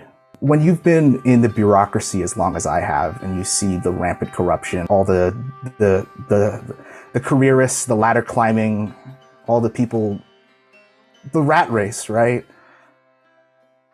It wasn't supposed to be like this. And I'm thinking maybe if we just fight this one good fight, we can at least change it a little bit. Okay, I have something to ask. Sure. All right. Can you, while we are handling your mission, guarantee the safety of that which we lost back on the place where we just left. Right. Chafraya. Because that will determine what my answer is. Well, Lord Bulaklak, I'm only one man. You are one man, but obviously you have craftiness enough to get all of us on your ship, which Sure. means you have connections to make sure that some of what we love back in Chafraya is kept safe. I know you have that. You had the craftiness and you had the balls to lie to an entire emperor, like royal family.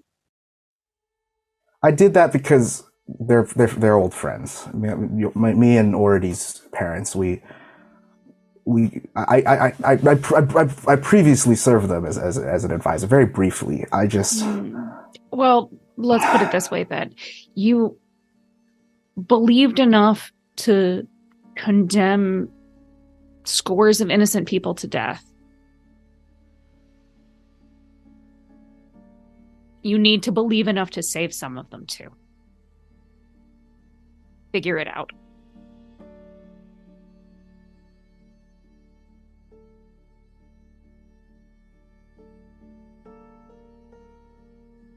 Like, you see like a grim expression like wash over Zoom's face. He like rubs his beard again. I can make some calls. I'll pull some favors. You think that it was never supposed to be like this? We weren't supposed to have what? An empire? No, we were never. There's a theory that the adversary, the m.A.A.d, they don't just come from nothing, right? I'm sure Jackie here can give you the speech and everything about the continuum, right? The three-part spectrum of it all, right? That we're all existing on the same. And we are the point between the m.A.A.d and our mechs. Right. We were supposed to find that balance. That was what we were supposed to do. Not be, cold-blooded killers and mercenaries and hunters and all that sort of. I mean, those not that those professions are invalid or anything like that, but we shouldn't be fighting to put more suffering in the universe, is what it is, and that's what the guild was meant to circumvent. And you think that by finding this sword and fighting more, we're going to end or rebalance suffering? You understand how hard it is for me to follow this logic here, considering it is. I might be talking nonsense here, right? Like, but maybe I'm talking because, as a historian, as an analyst, right? Maybe I believe in fairy tales too much, right? But think about how we became a people. We were a product of a fairy tale, of a literal fairy and a dragon, right? That's where our blood comes from. And it seems like in these last 1,000 years, we've lost sight of that part of ourselves. And so maybe my idealistic hope is that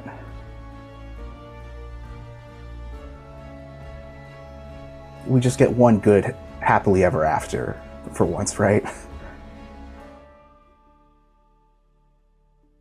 As abstract as that may seem. But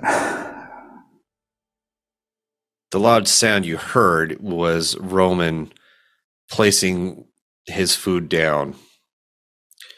You see him turn his head to Zhongzi. Truth be told, I'm not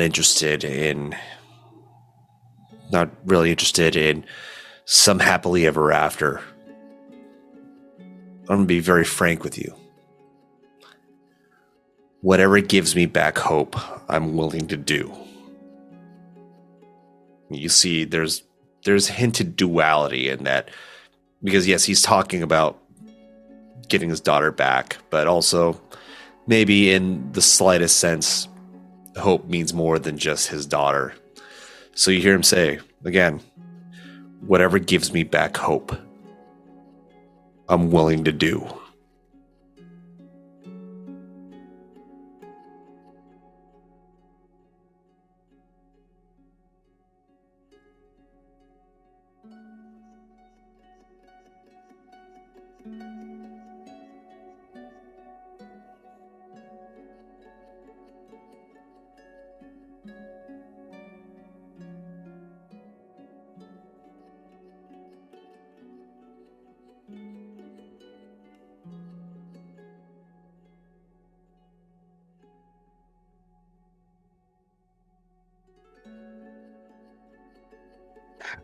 It's hard not to feel like I've got nothing to lose here, I'm not gonna lie.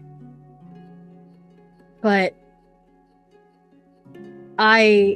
if you think this is going to bring about more good than anything else we can do, we have to try it, right? And I look at Rupi'a. Rupi'a was right. While all of it was happening, people were dying. Doesn't really matter who's on the throne as long as they're taking care of it. They weren't.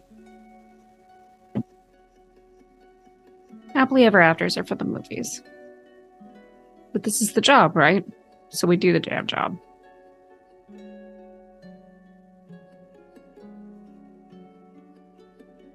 Zoom picks up his drink, pulls it off the Velcro, like, like you can hear the terror as he picks it up. I propose a toast.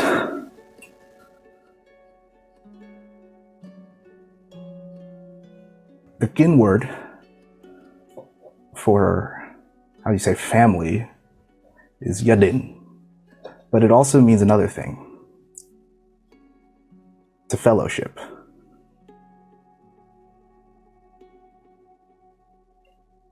To yadin.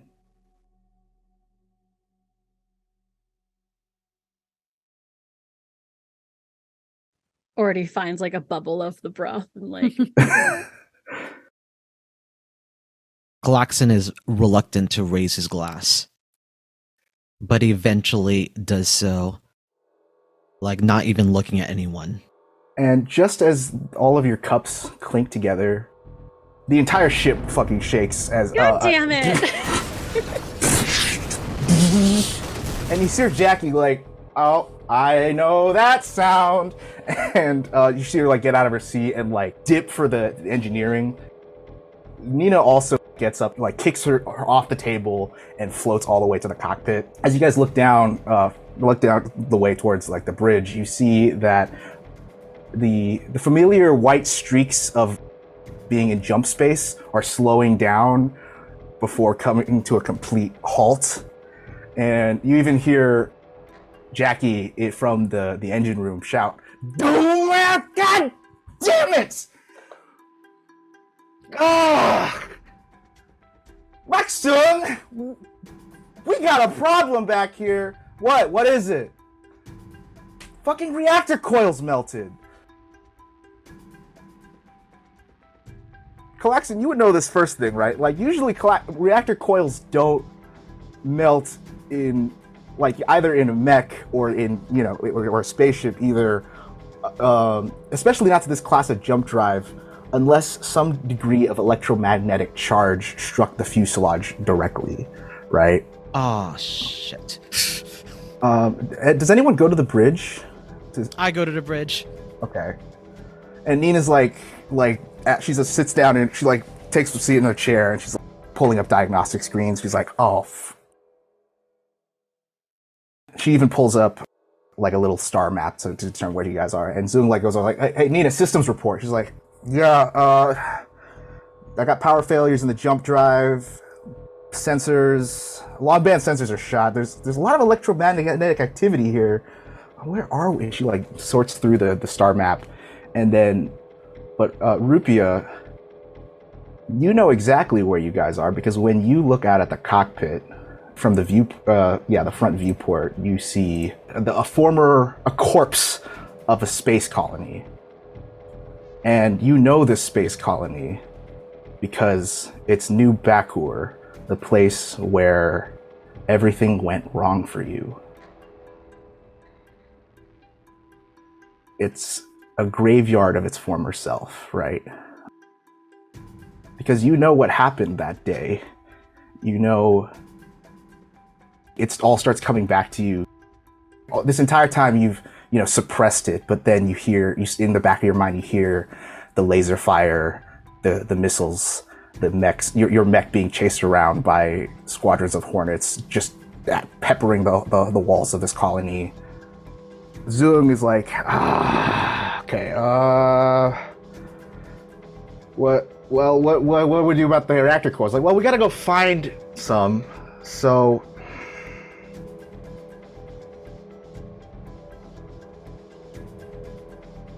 this is a bad position to be in. Zung looks back at everybody else, is like, okay guys, here's the sitch. We're sitting ducks here until Jackie can get the jump drive back in good shape. But I guess... Tell us where to get reactor coils. Send us there now. He points at the colony.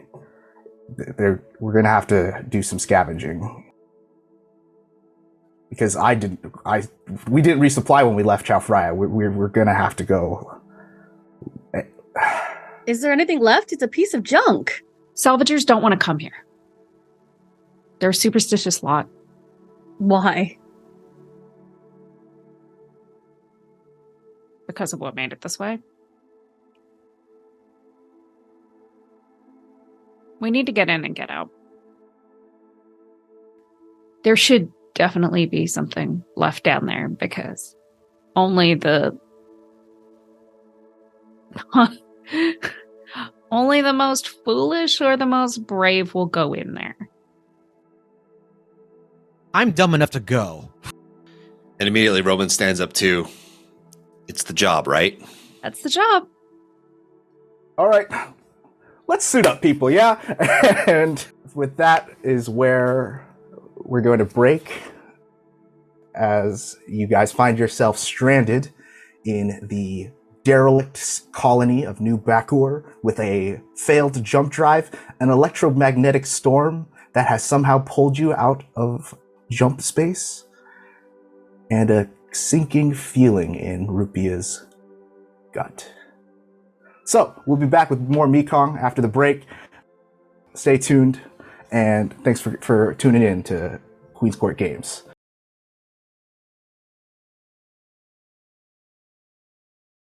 Thanks for tuning back into Queen's Court Games. You're here for some more MEKONG.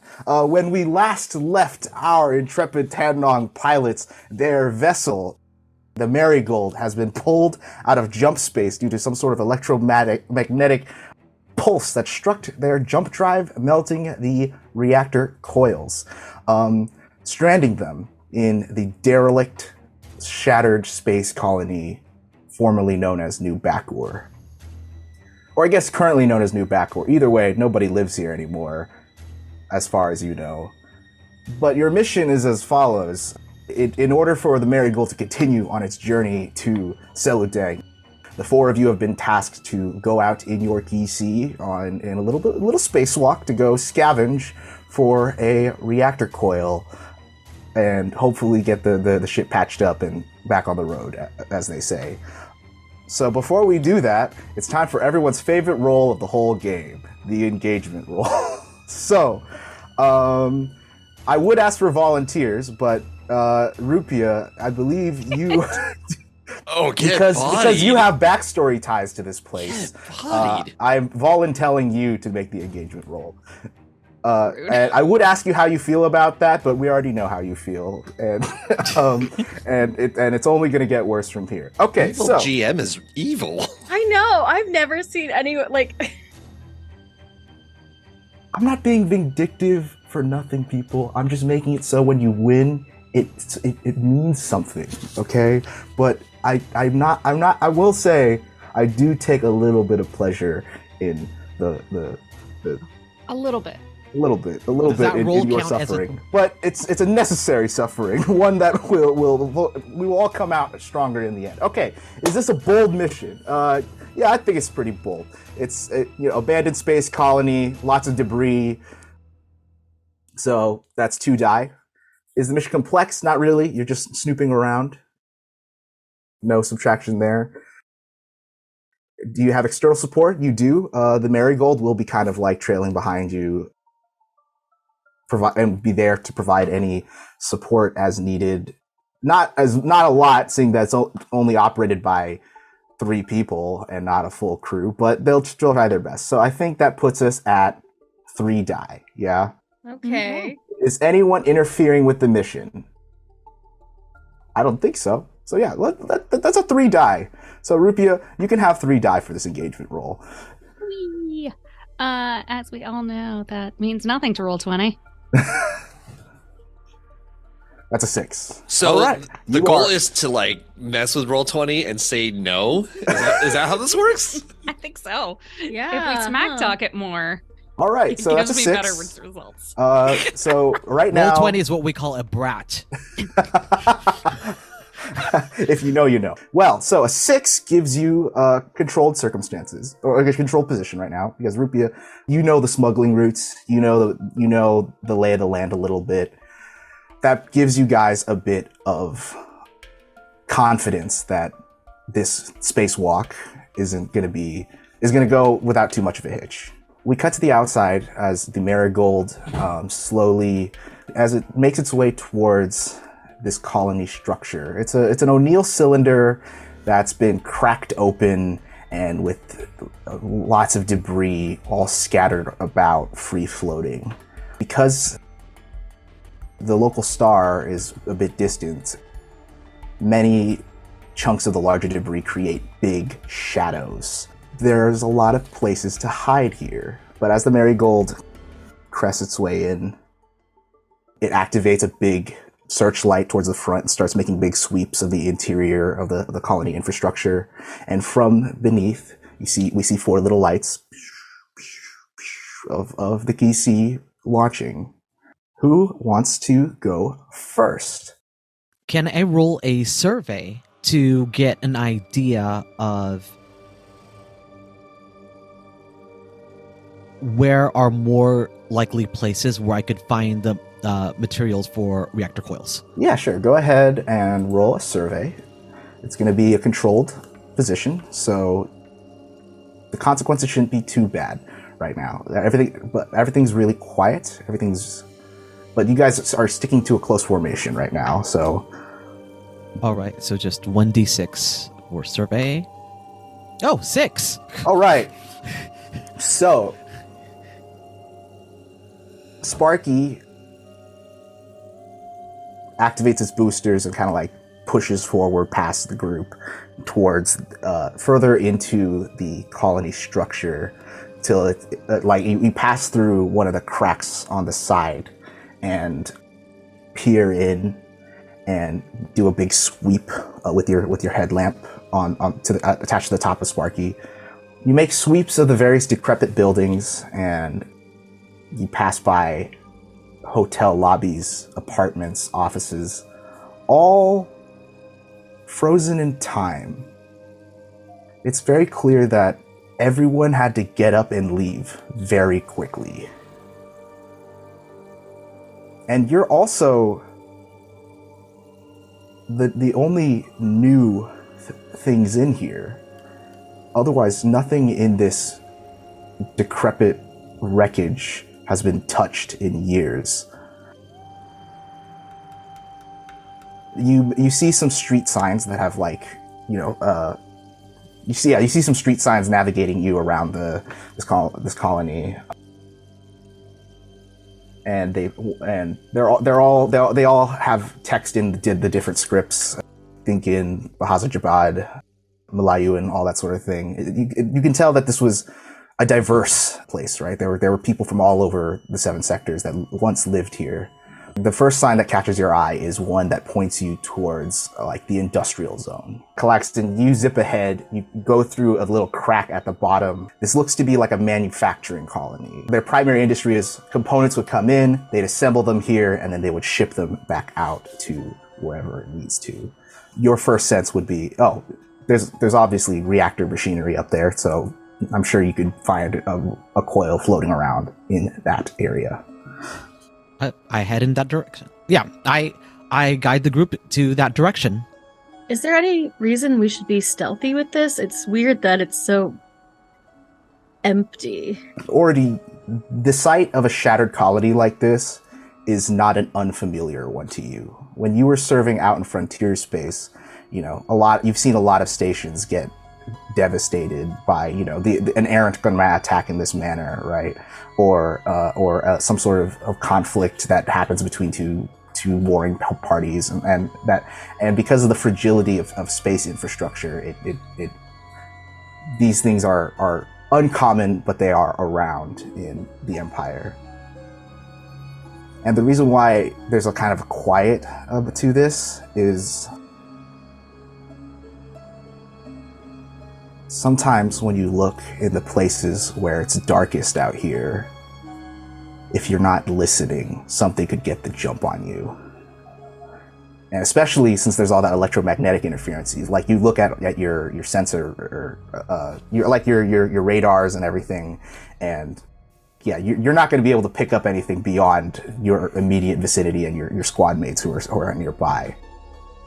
But the only thing you can trust out here is whatever other senses that you have, because clearly the technology is the tech in your mech is, it's not going to locate the enemy for you if there is one out here. As we move through this space, I think, and this is kind of a bad idea probably, I'm gonna turn down as many of my sensors as I can. Mm-hmm. Because it doesn't sound like they're gonna be helpful. Yeah. But comms and stuff, obviously, for each other. Kind of asking more to myself than the group. What happened here? You know one of the major differences between hornets and honeybees? Are we talking about metaphors or? Hornets can sting again and again and again without dying. The barbs on their stingers are so small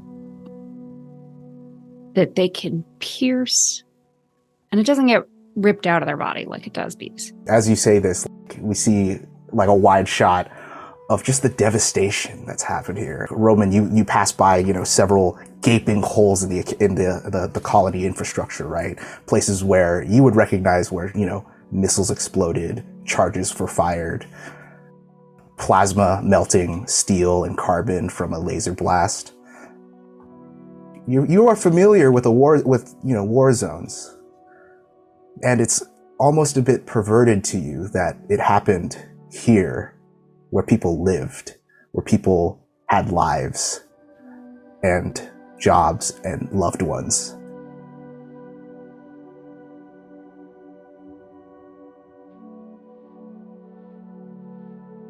You remember reading about it in the newspaper one morning, right? Okay. The morning after the battle happened. Right. Okay. You would know that the Battle of New Bakor was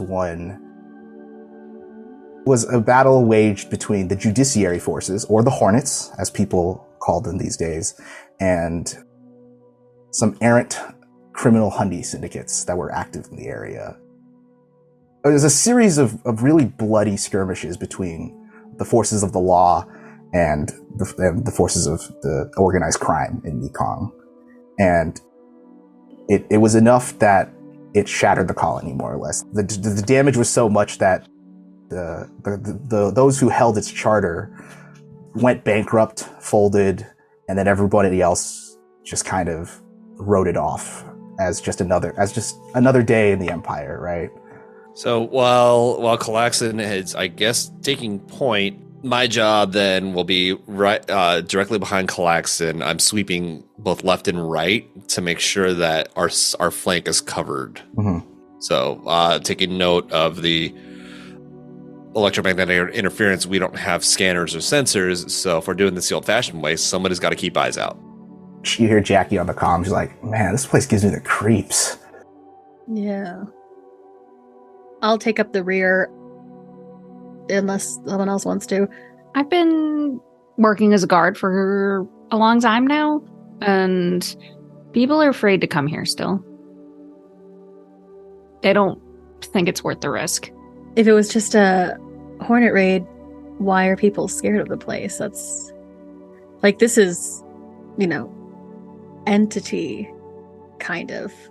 When you have very little, which I know, just imagine that you have nothing except a roof over your head and sometimes some food to eat. And then one day, when you're going about your business, your entire world explodes around you. Not figuratively, literally. It doesn't have to be the adversary to ruin somebody's life. Forever. You guys get to the industrial zone. It looks to be, a pretty widely spread out complex of assembly facilities and factories and warehouses. Roman, you kind of like bring Apalaki down and like land on one of the roofs of these places.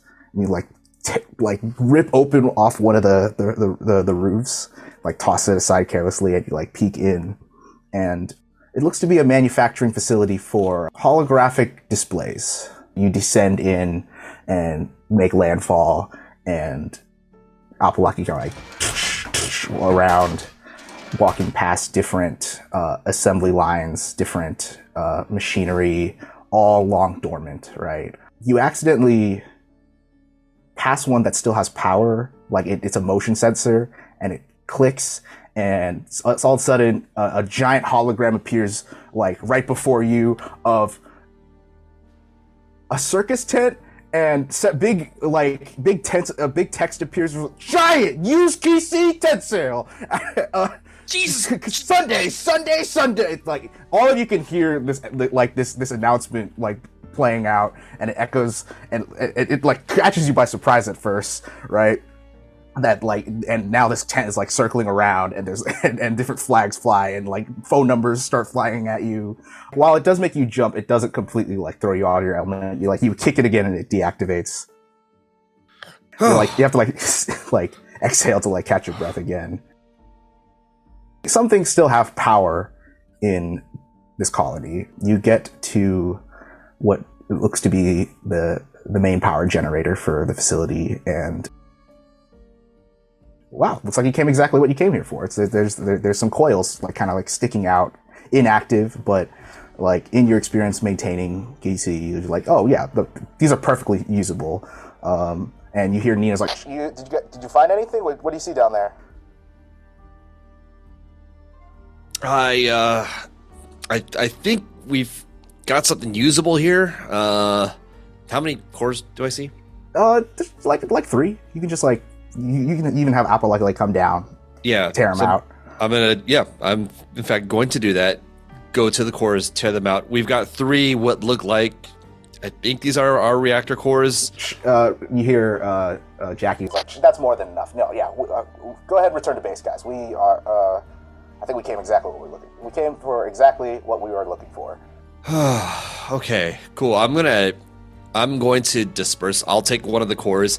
If any of the other pilots would like to take one, that way not all of us have all of them, or all of, yeah, you know what I mean? Copperpot has like 5 arms, doesn't she? Yeah. You owe me an arm.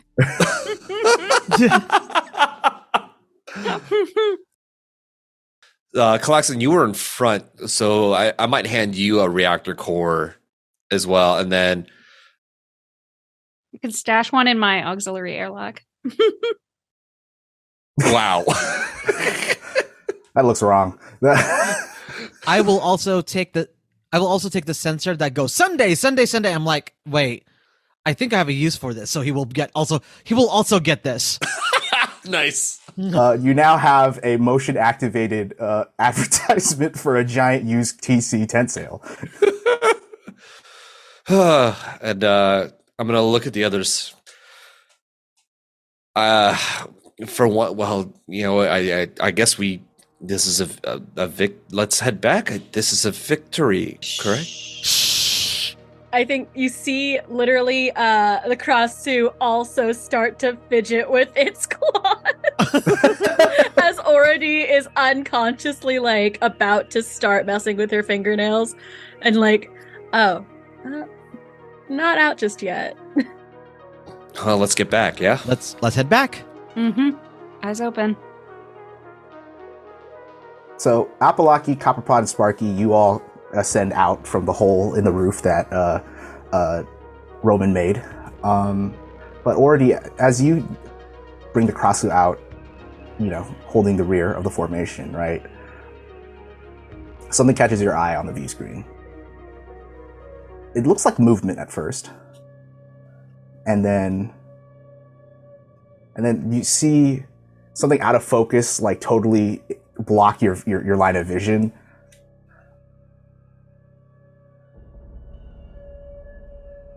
You adjust the view screen to rack focus. It's just a girl's doll. It's just. I'll fucking kill you, I swear. It's just. She's got a little pink dress, button eyes, just like. Oh no, I think for a quick moment, with the kra-su, already like kind of grabs it, like at the end of a claw, because again big, and has like, I'm gonna describe this really poorly. It has kind of that Mulan moment, where like she's holding like the little doll, and she sort of looks back at the colony. I don't have like a pocket on this thing, so I think she just like lets it go back into the void before like it did like the hey guys, hold on, like, oh, there might be something, and it's like, oh, it's nothing, and like crawls out after them. You put the doll back down, and as the doll your gaze follows the doll a bit as it floats away, and it passes something like sticking out from behind one of the machinery. Something looking like a spacesuit almost, right? Like you see like a helmet, and as it floats back outward, it looks to be just a person. Still in their suit, still suspended there. Oh man, I'm too genre aware for this. Hey guys. Yeah, what's up? This is Marigold. What's going on? Are there supposed to be people down here?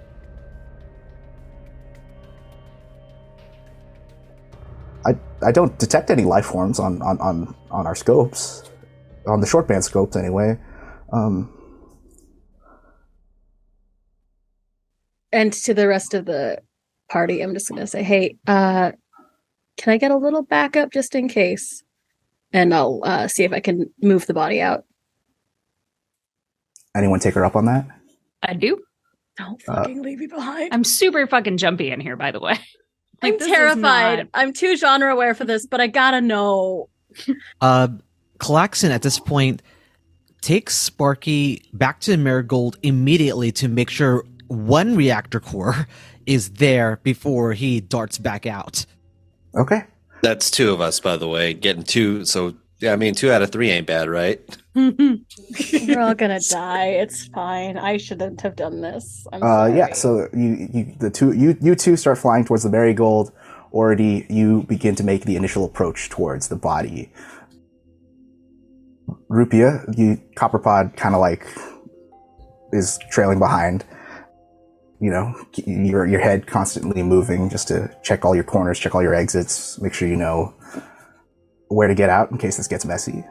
And already you get over to, as you get closer and closer, at first the space suited person is facing away from you, and right when the mannequin turns,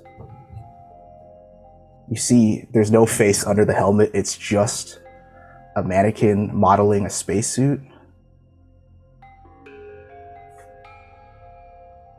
Jerry. I fucking Clara. swear. I fucking swear. All right, it's nothing. I'll calm everyone. It's nothing. I'm just jumpy, and if I can still, like, if the doll's still sort of around, I think already kind of shifts some of the debris, and will leave the doll as an offering to anything that's left out here. Okay. In that superstitious way that you honor the ghosts in space where you can. I mean, it's good practice as Tanron, you know. It's called map prevention. It's Theoretically, right? All right, guys, mission accomplished. I think we can all yeah. All right. Did you find anything already? Was everything okay down there? Truly just two dolls, and Two dolls. I'm like crawling out of the like hole in the top so we can pop out. Rupi'a, are you still down there, or did you already go back up? No, I think after already, I see you put the doll down, and I kind of like just want to take a minute. So I let you go out first.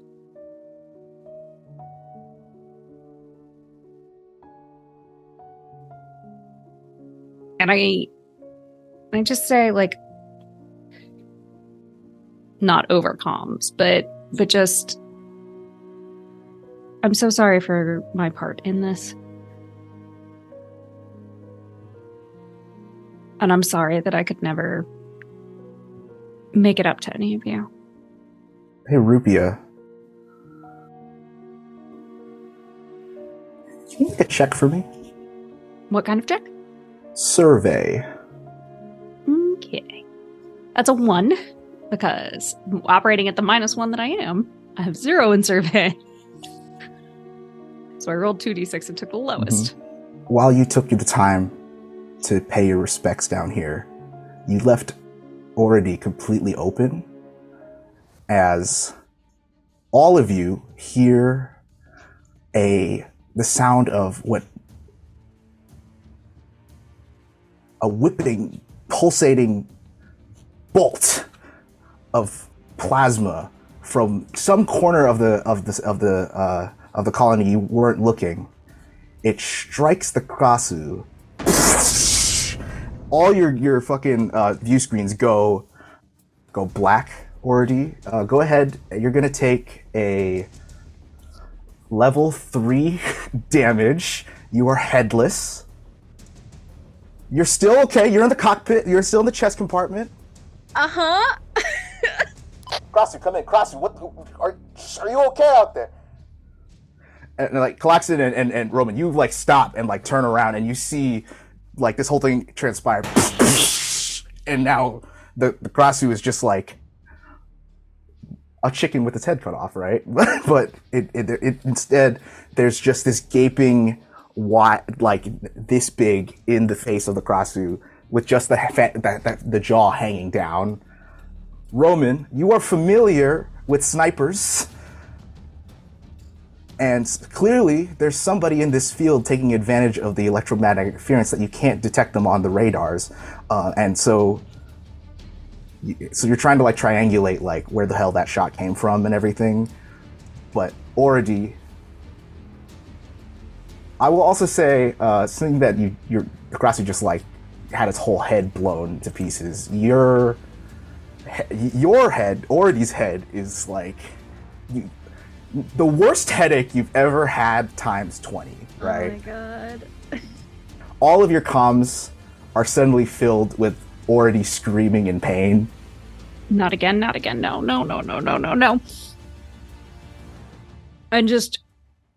I'm gonna jump to the kra-su and try to drag it into cover. Go ahead.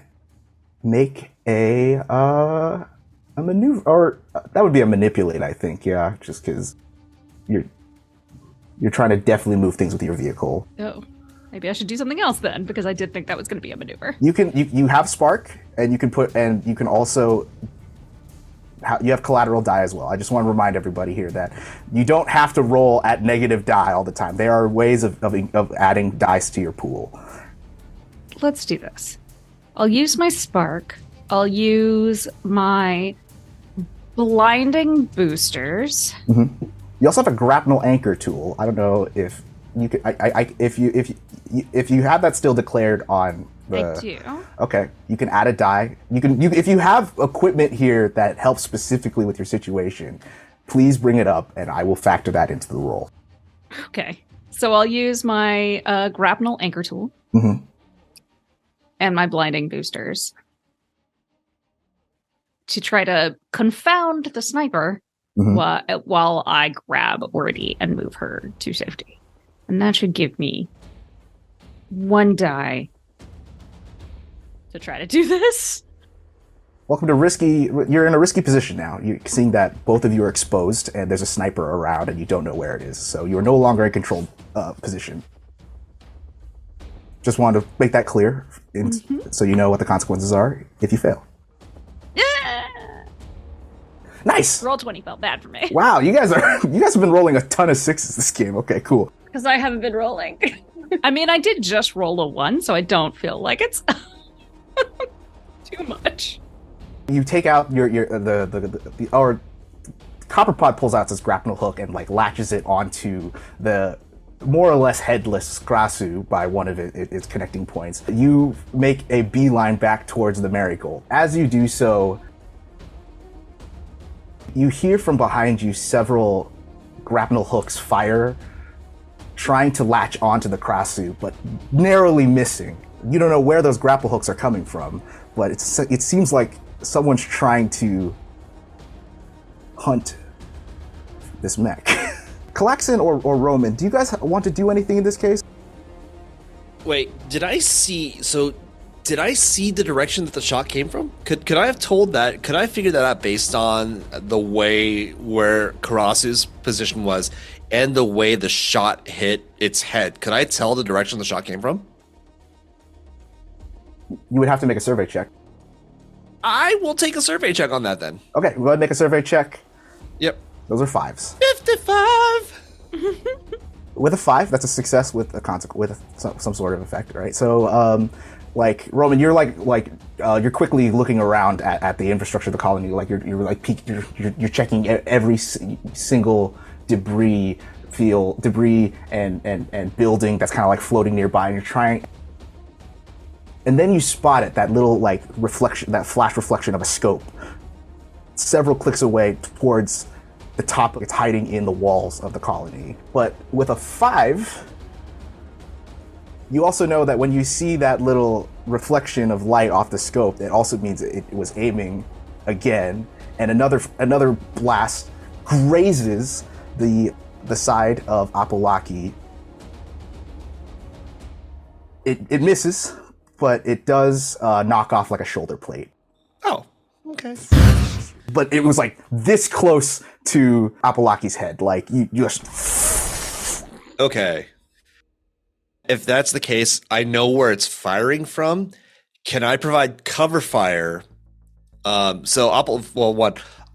has 2 things that you told me, which are its plasma auto shotgun and a ray shield.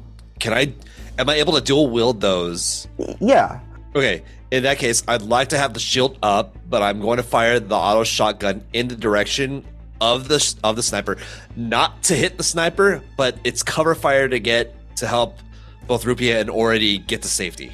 Okay, go ahead, roll a battle check. Woohoo, that's a 6! Oh my god, Jesus, you guys are just absolute. You're having a very good day today. Yeah, so you pull out the shotgun and you switch it to the slug setting, and the muzzle flare is enough to like let the enemy know it's like, oh shit, they're shooting back at us. It becomes a whole exchange of fire. Like another sniper bolt just like nearly gets you, sprays off the ray shield. callax'an, you try to pick up on if there's like enemy chatter and see if there's like other people nearby, and you do hear a voice shouts like, "Fuck! We missed! Go! Nargis, move in now!" And that's when you see this gremlin-looking man kind of like pop out from like one of the walls of the colony, and just make a beeline towards kra-su and try to tackle it, more or less. Come for me, bitch! Try to tackle it and like sever it from the anchor grapnel, and that's gonna be. And just wow, I'm having one of those days where I'm having just one of those days. It like goes in, zips through, and like tries to like bear hug the kra-su, and just totally. And Rupi'a, you kind of like keep pulling the mecha log, and just watch this thing flounder, and keep floating. It's like I overshot it. I like to think I like did one of those weird lasso moves where you pull the thing that you've been pulling and you jerk it really hard so it winds up on the other side of you. Hey, precious cargo! Anybody else trying to do anything? There's 1.5 confirmed targets. I'm not gonna lie, I'm angry, and I like truly I'm like, come grapple me. I am a grappling mech. I'm waiting for like the next one, and I think I'm gonna keep. Is there a way to like prepare an action? Kind of. I don't know how to describe. You just that. tell me what you're trying to do, and then.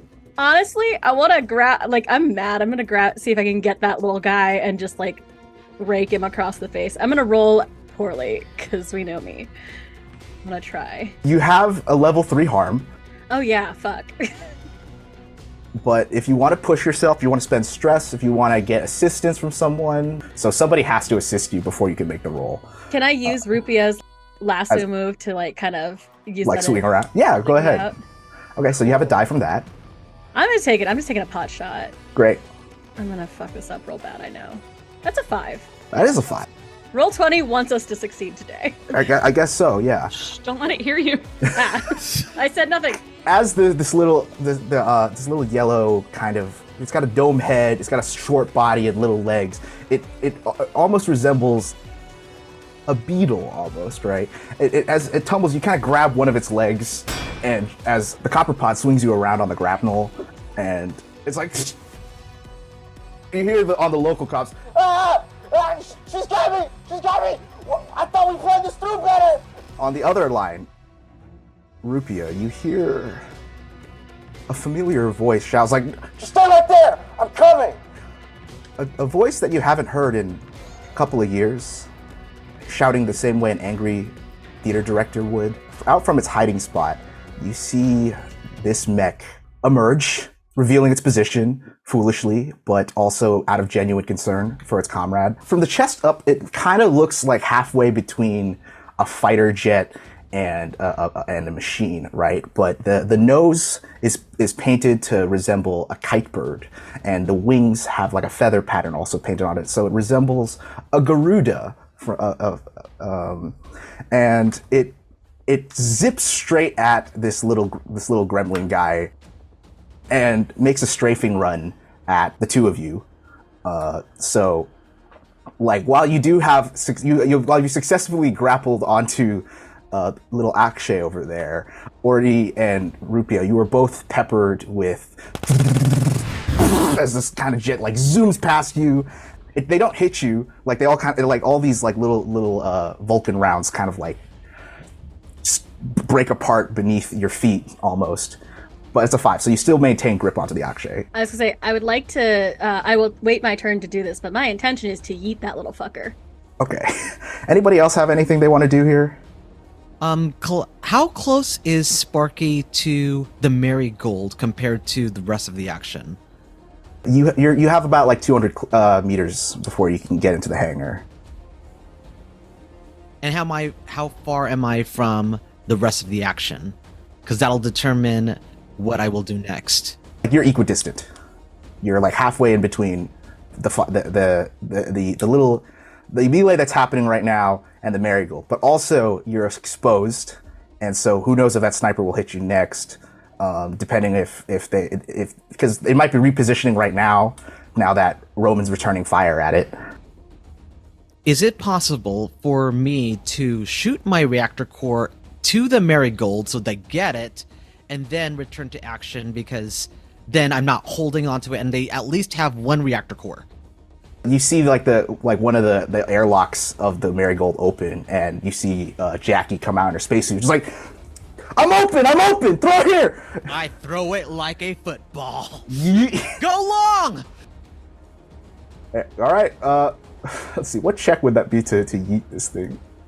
I guess, would it be manipulate? It would be it could be finesse, I guess. I don't have any finesse. Okay, if you I want to really do have manipulate, yeah, fine. You can go ahead, roll manipulate. I will. Am I down a die because of my clipped wing?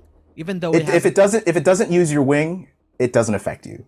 Okay, and I'm gonna add the quirk delicate handling because I don't want to miss. Yeah. Go ahead, add a die. That's a 4. It's a 4. It's a At least 4. it's not a 1. Not a 1. Go long. You throw it. Like we see it spinning in space, and like Jackie's there to catch it, and she's like, and it gets right here. Okay, all right, I got it. And then with a 4, another strike, but this time from the rear of the marigold happens. You see another laser bolt strike the underside of the ship where Jackie is standing, and it sends her flying out in her spacesuit, and she's now like flailing with the coil. She's like, no, wait, no. Great. So now you have one of your crew members floating out here in the war zone, right? And you hear Zoolander like, Jackie, oh the fuck! and because the shot had to come from somewhere, and another mech emerges that apparently was tailing your 6 here. callax'an, you can now make out, like, as this mech kind of like swings around and starts flying at you. The colors on it indicate that these are... You've traveled around a bit. You know that certain Jabaduans take up the career of privateering.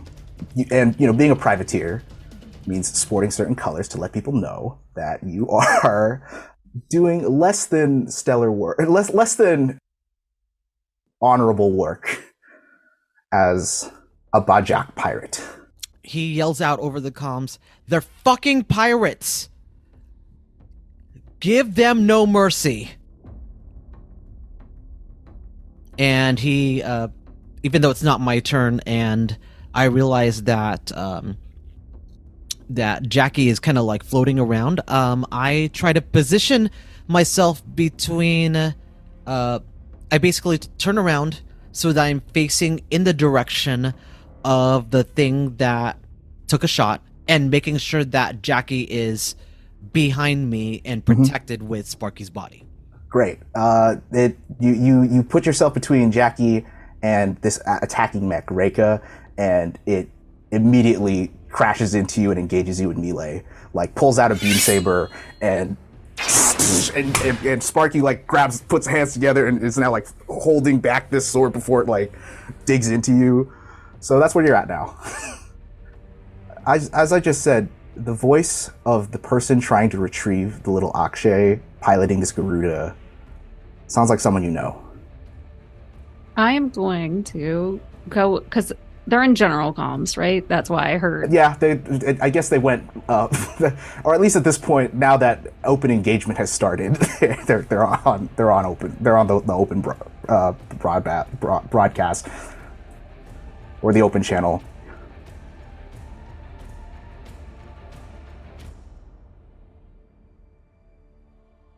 Diva for Dev.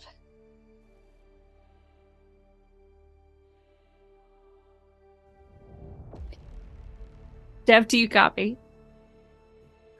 The Garuda, as it like comes around to make another attack run, cuts its boosters.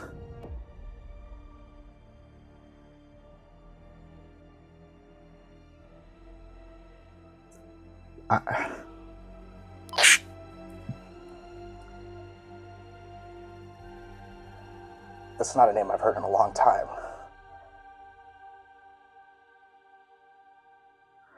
Akshay screaming, "Boss, what are we doing out here? Can you please?" And we hold on this shot of the copper pod making eye contact with the Garuda, and Rupi'a, you stare at the Garuda, knowing that whoever's in the cockpit unit of that is also staring back. That's our episode today. Thanks again so much for tuning into MEKONG. If you like this game, please be sure to check out the Beam Saber RPG on itch.io. If you like us and you want to see more, be sure to follow Queen's Court Games on all socials and on Patreon. And otherwise, players, if this is your time to sign off, tell us about your whatever projects got going on, and we'll go from there. All right. So for me, you could see my socials as posted. Some things that are coming up. I'm still doing a Shakespeare adaptation, which is like ongoing, and I'll be doing some appearances at cons, at various panels, and also running various games. So check those out on my social medias. I'm Clara. I'm all over the internet as clearly_golden, unless you're into mermaids, in which case you can find me on Instagram as mermaid_clarity. I am usually found in my natural habitat over at Happy Jack's RPG podcast, playing RPGs. We have multiple sessions and a vast backlog that you can plunder if you'd like. And then I'm also over here on Queen's Court Games, mostly playing the All Night Society, which is our Vampire the Masquerade audio podcast situation, where I also play a character who is often missing parts of her face. Hey! For me, because I can't roll for shit. What is up? Andrew J. Alandi here. You can find me on the internet, Instagram, Twitter, and Twitch whenever I get that running again, at Andrew J. Alandi.